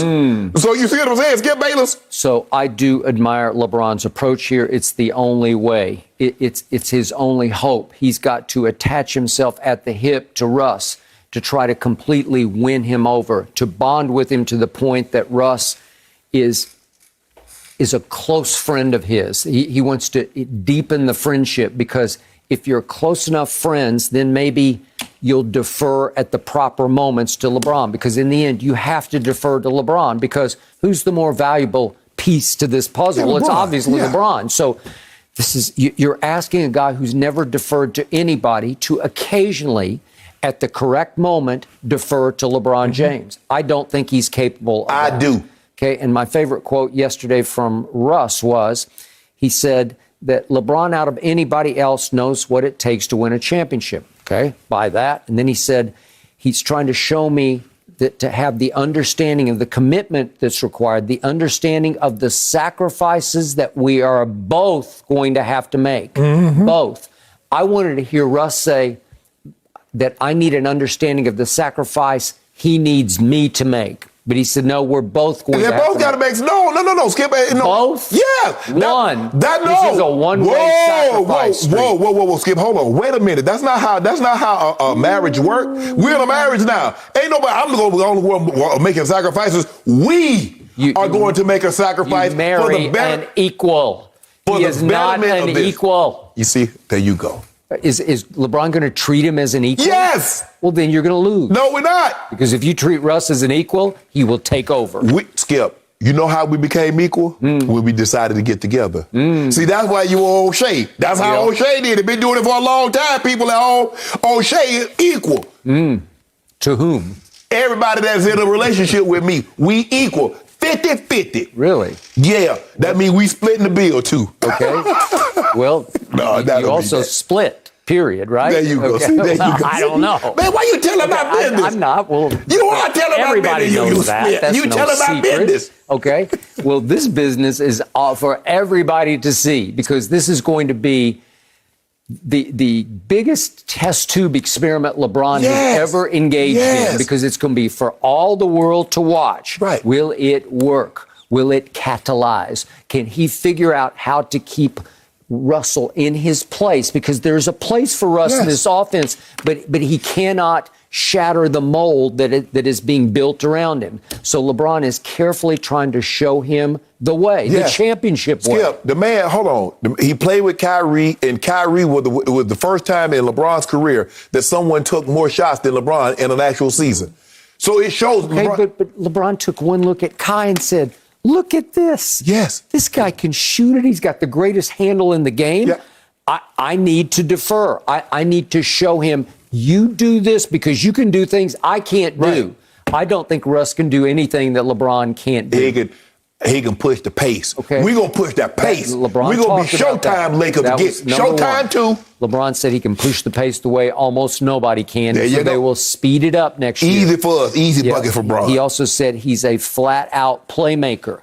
Well, you have to allow him to create, and you have to allow him to make mistakes. He's probably going to lead the league in turnovers because that's just what he does. Yes. Okay. He's probably going to lead your team in usage rate because that's who he is. You got to allow mistakes. If you tell him you are the point guard, then you become the primary decision maker. The first decision made as you pass half court is made by the point guard. Right. He has to decide, am I going to drive it or am I going to start? Am I going to initiate the offense over here or am I going to kick it way over there? Skip, what am I going to do? This is how you work, Skip. When we get in the car, everybody can't drive. I'm going to have to trust the driver that he knows where the hell he's going and he knows how to drive. So Russell Westbrook, if I'm going to let him get in the car with him and I'm going to trust he knows where he's going and he knows how to drive. That he won't drive us right off the road. No, we're not going to happen. Up on Mulholland Drive. It's dangerous up there. I know. You know what it is? It's scary up there. It's rather different for me. Yeah, I know. You better stay on the road on Mulholland. I trust it. Right? Do you? I do. Boy, I don't. That's okay. Well, you will. After we get the championship, then what you going to say?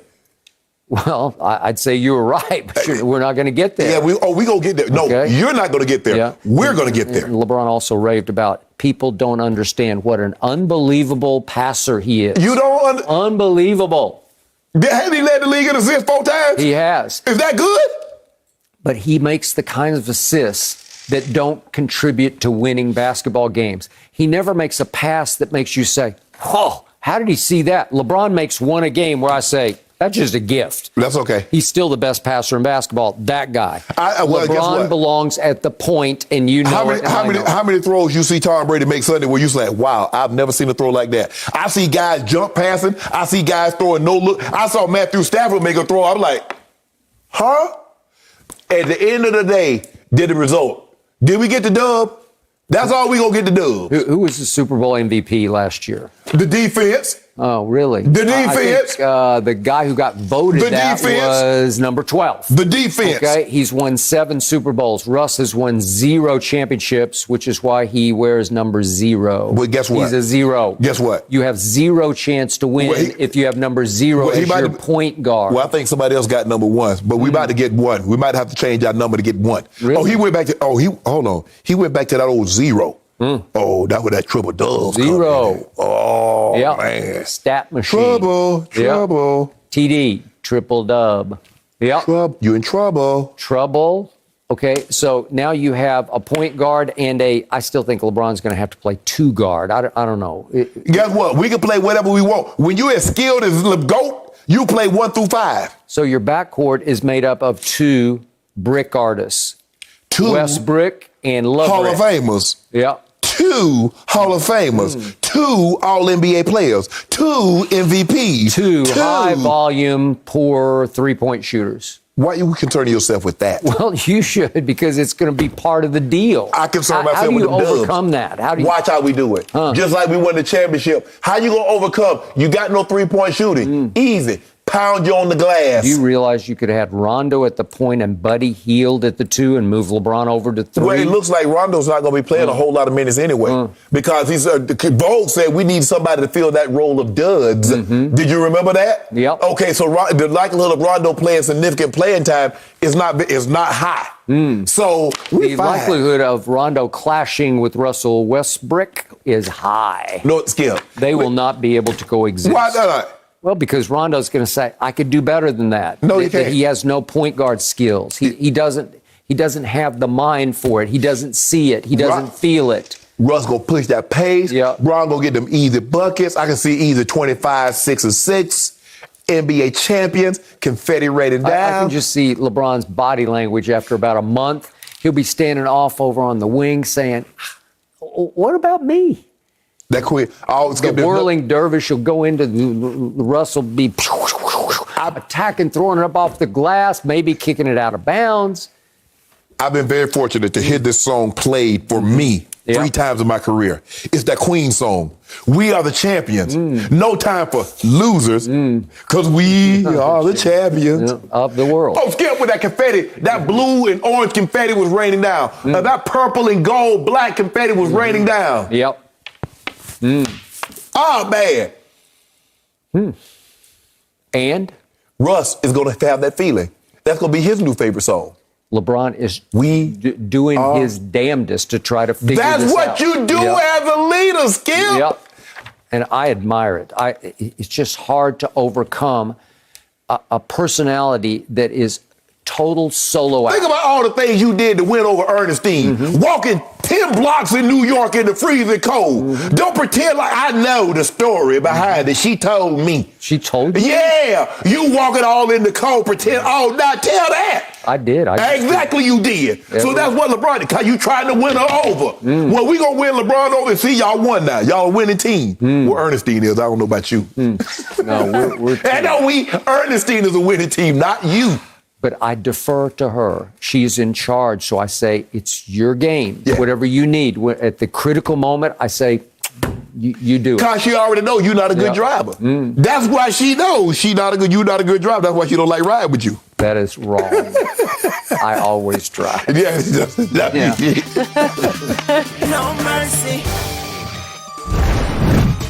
Sunday on Fox, Sam Darnold leads the undefeated Panthers against Dak, Zeke, and the rest of Skip's Cowboys. Or some of you will get a matchup of undefeated teams between the Cardinals and Rams. Check local listings for the game in your area, only on Fox and the Fox Sports app.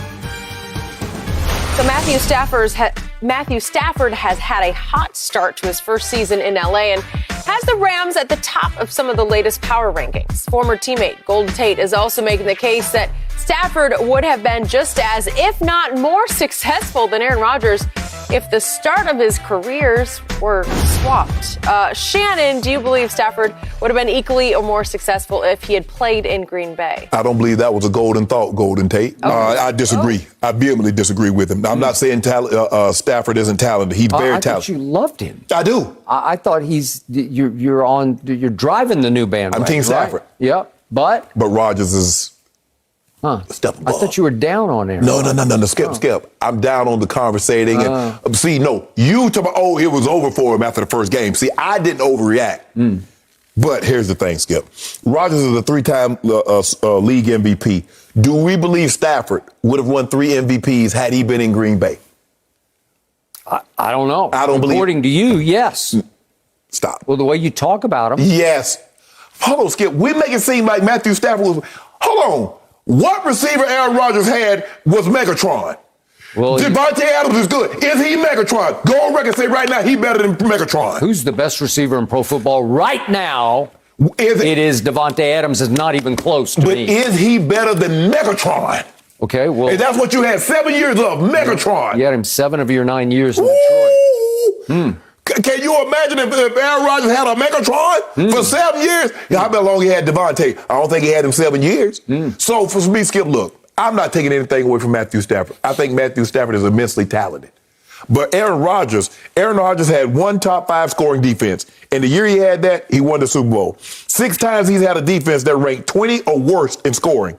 Rodgers went 15-1 with the 32nd ranked defense in all of football. Really? Name the quarterback from Tom Brady. Tell me the quarterback in history that could go 15-1 with the 32nd ranked defense. Rodgers did it. Then what happened? They lost. Because at some point, Skip, you see what happens when your defense gives up 4 and give up 6 drives and they score on all the drives? Like Tom Brady. That's the GOAT. When your defense give up 6 consecutive drives of scoring points, even the GOAT can't bail you out. You see that? What happened in the Super Bowl? Even when the defense gives up 41 points, even the GOAT can't bail you out. That's what I've been trying to tell you for the longest. And what I've been trying to tell you again and again and again on this show is Aaron Rodgers in the postseason is simply the most overhyped quarterback in the history of professional football, and it ain't even close. What exactly has he done in the postseason? Super Bowl I MVP. had to sit and listen to him yesterday on the McAfee show. You saw that? You said, gloating about, well, I showed all those people who thought I didn't have the desire to play. I'm paraphrasing all of his quotes, but he said, I live for those moments. That's what I do. I want the ball in my hand at the end of games. That's what he do. I couldn't tell at the end of the Brady game last year at Lambeau. You finally got, well, there I go. Well, he wanted it in his hand. Why don't you go there? Okay, Matt LaFleur took it out of his hand. He wanted it in his hand. bad on 4th and 8. Okay, could we see those plays? Now, there you go. Well, I mean, seriously, it's first and goal at the 8, right? First and goal at the 8. Oh, my goodness. There it is. We still have it. Where was that? To Lazard, he missed him by 8 yards, and then he's got. Oh, wait, he forces it up high to Devontae and airmailed, and then you said he should have run here, and instead he forces it across his body back to a double-covered Devontae at the goal line, and it's got zero chance. And his young coach said, I have seen enough of this. That's choke artistry right there. Skip. So that's the guy who 37 seconds left on You Sunday Night You saw Football. that? Yeah, I saw it in the regular season, but in the post, I'm saying he's now 1-4. Seriously, 1-4 in championship games, NFC championship games. And the one that he won, Caleb Haney was playing the second half at Chicago for the Bears. And Aaron in the second half threw for a grand total of 88 yards and threw a big pick that almost lost the game. Can I ask you a question? Oh. Let me ask you a question. How many championship games have Matthew Stafford been in? Okay, well, that's a great question because he's 0-3 in the postseason. Yeah, but championship. He obviously didn't get close. What about Super Bowl? Okay, well, obviously he's 0-3, so he didn't even get out of the blocks in the postseason, and his record in Detroit was 74-90-1. So he won 74, lost 90, and with one tie.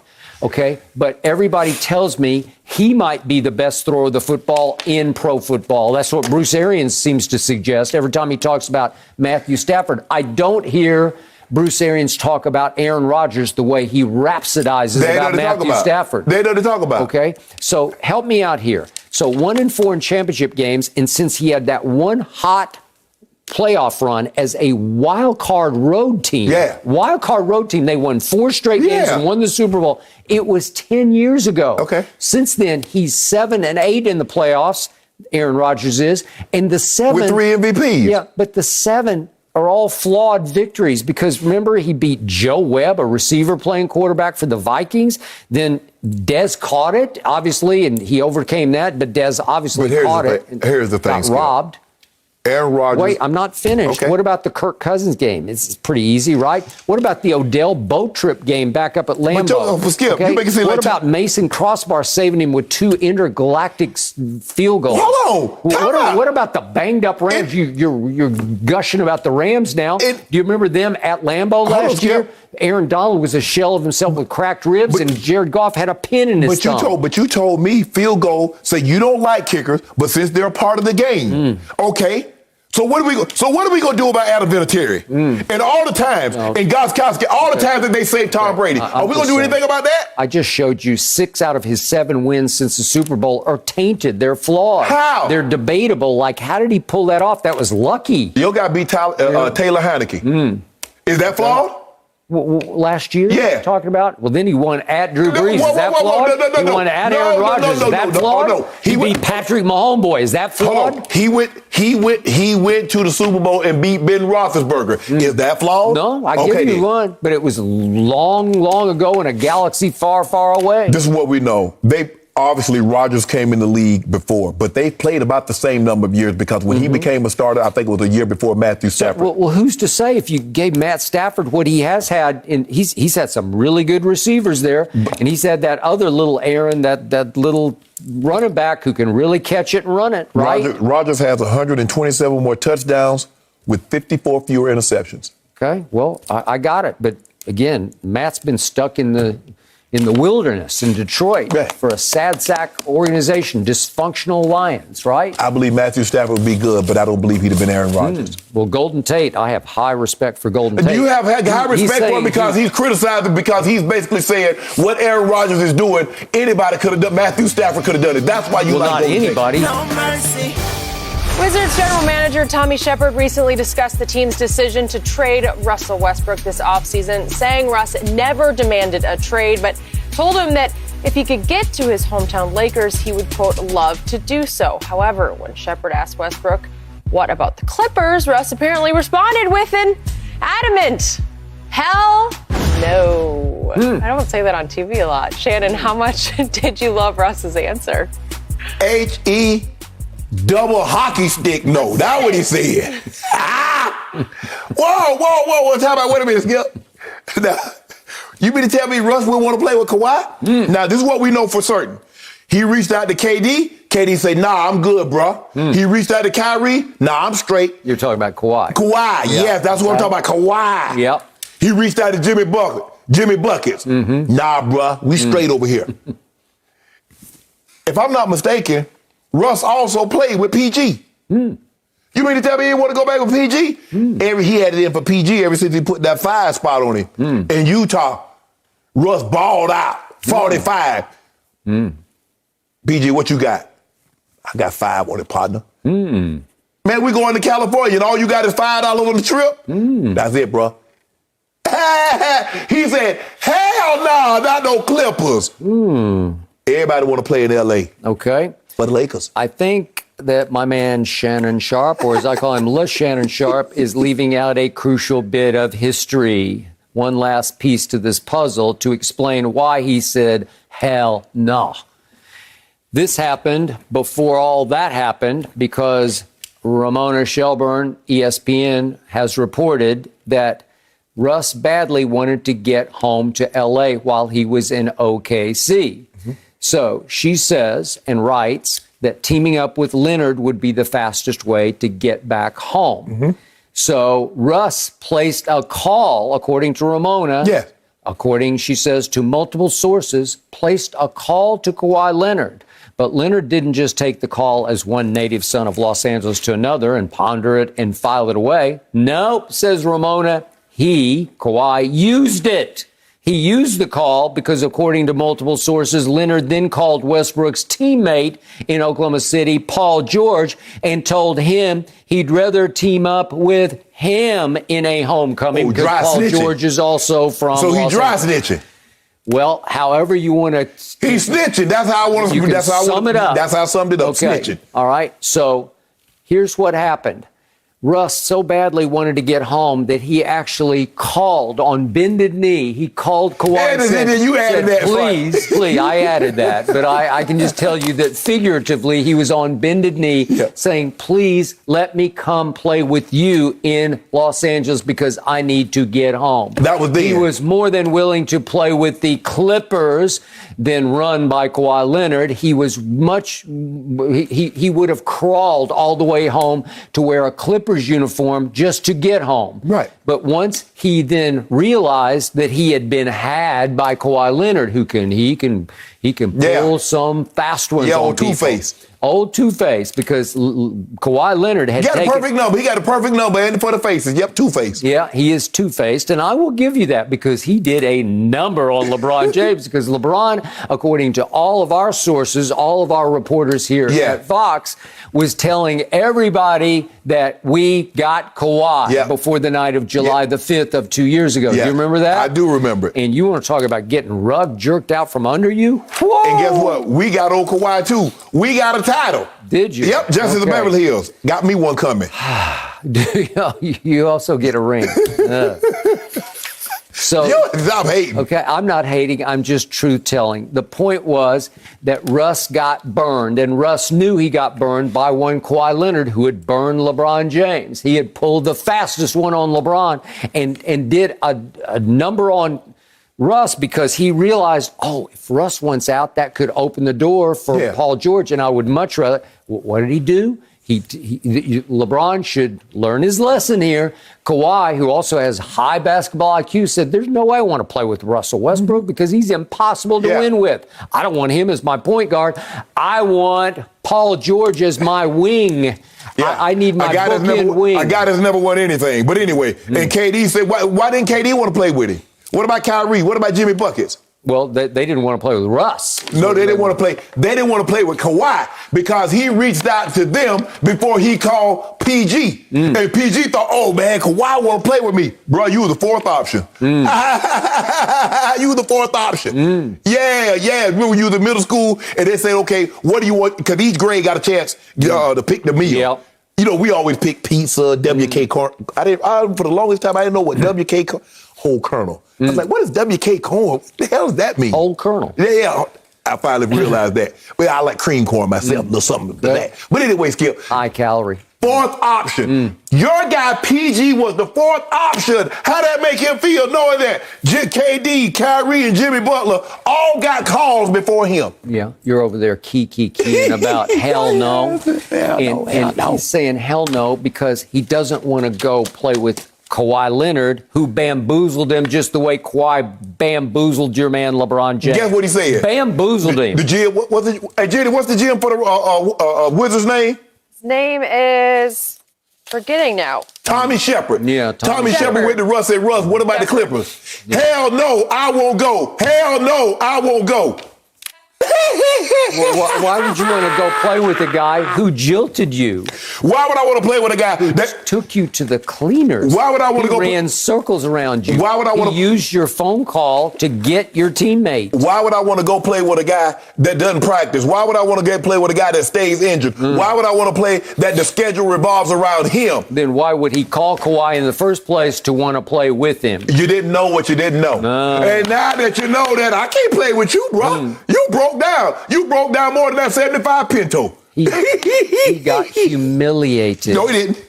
By Kawhi Leonard. So obviously his reaction to Tommy Shepard is going to be, hell no, I don't want to go play for a guy who took me to the cleaners. Kawhi's gotten humiliated. He got humiliated by the Nuggets. By the Nuggets, up 3-1. He got humiliated. Then he got humiliated by LeBron James because the guy that he chose not to play with went and got a championship before him. 3 teams, 3 MVPs, 3 chips. That's what we do. They call us man, we got more chips than Frito-Lay.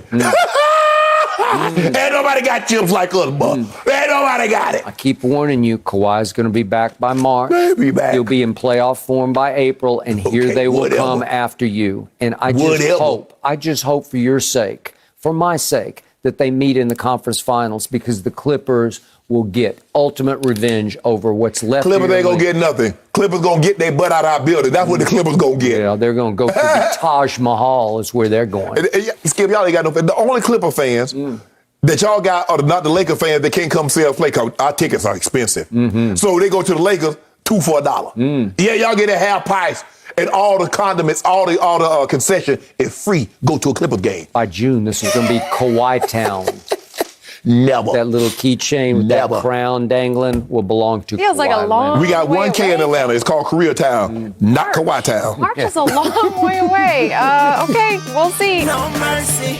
Mike McCarthy caught some heat 2 weeks ago for letting the time run down before kicking the game-winning field goal against the Chargers. And some Cowboys fans also questioned his clock management in Monday's win against Philly. But this week, Jerry Jones told a radio show that he is, quote, not a bit concerned about McCarthy's ability to manage a tight situation. Not a bit. Shannon, how worried should Jerry be about McCarthy? Jerry should be very worried, Skip, because you know Zerline bailed him out. He did, took him right off the hook. I mean, he made that 56-yard field goal. You got to call a timeout or run another play. You mean to tell me they're not? I get the Tucker situation, Skip. That was 30-19. You got no more time. You got to try to kick what you got to kick. But in this situation, you let all that time, and then I think what's even more egregious was what happened Monday night. There's a minute and 50 seconds, Skip. It's 3rd and 24. At least that was at the end of the half as opposed to the end of the game. Skip, you practice these situations. You want to get the ball. The way your offense is moving, Skip, they're going up and down the field. Now you get you a cheap touchdown or field goal right before the half. I agree. So for me, weirdly and scarily, Jerry Jones now treats Mike McCarthy like even more than a son. He treats him like a brother. He can see no evil in his brother, Mike Mack. And to me, what happened at Chargers was a near disaster to the point it was close to being a fireable offense. And what happened Monday night was just so wrong and inexcusable. I'd like to think Jerry at least pulled Mike aside after the game and said, what was going on there? But it sounds like he sees no evil to the point I don't think he even questions Mike Mack. Well, Skip, what happens if playoffs times, you get in a playoff situation and you do something like this. It cost you a game. Then what? Because now I'm going to go back and say, well, no, Jerry, you weren't concerned. So why you got a problem with it now? I don't get it. I don't get Mike McCarthy, what his thought process was in L.A., and I definitely don't get what it was Monday night, Skip. What did I tell you going into the season? We have to win in spite of our coach and our owner/GM. Skip, a minute and 50 seconds on 3rd and 24. You take a timeout. So obvious. It's scary. I even kind of know that. Okay, that is it for Undisputed. Skip Shannon, great stuff today. We're back tomorrow. The Hurt is on now. Have a good one.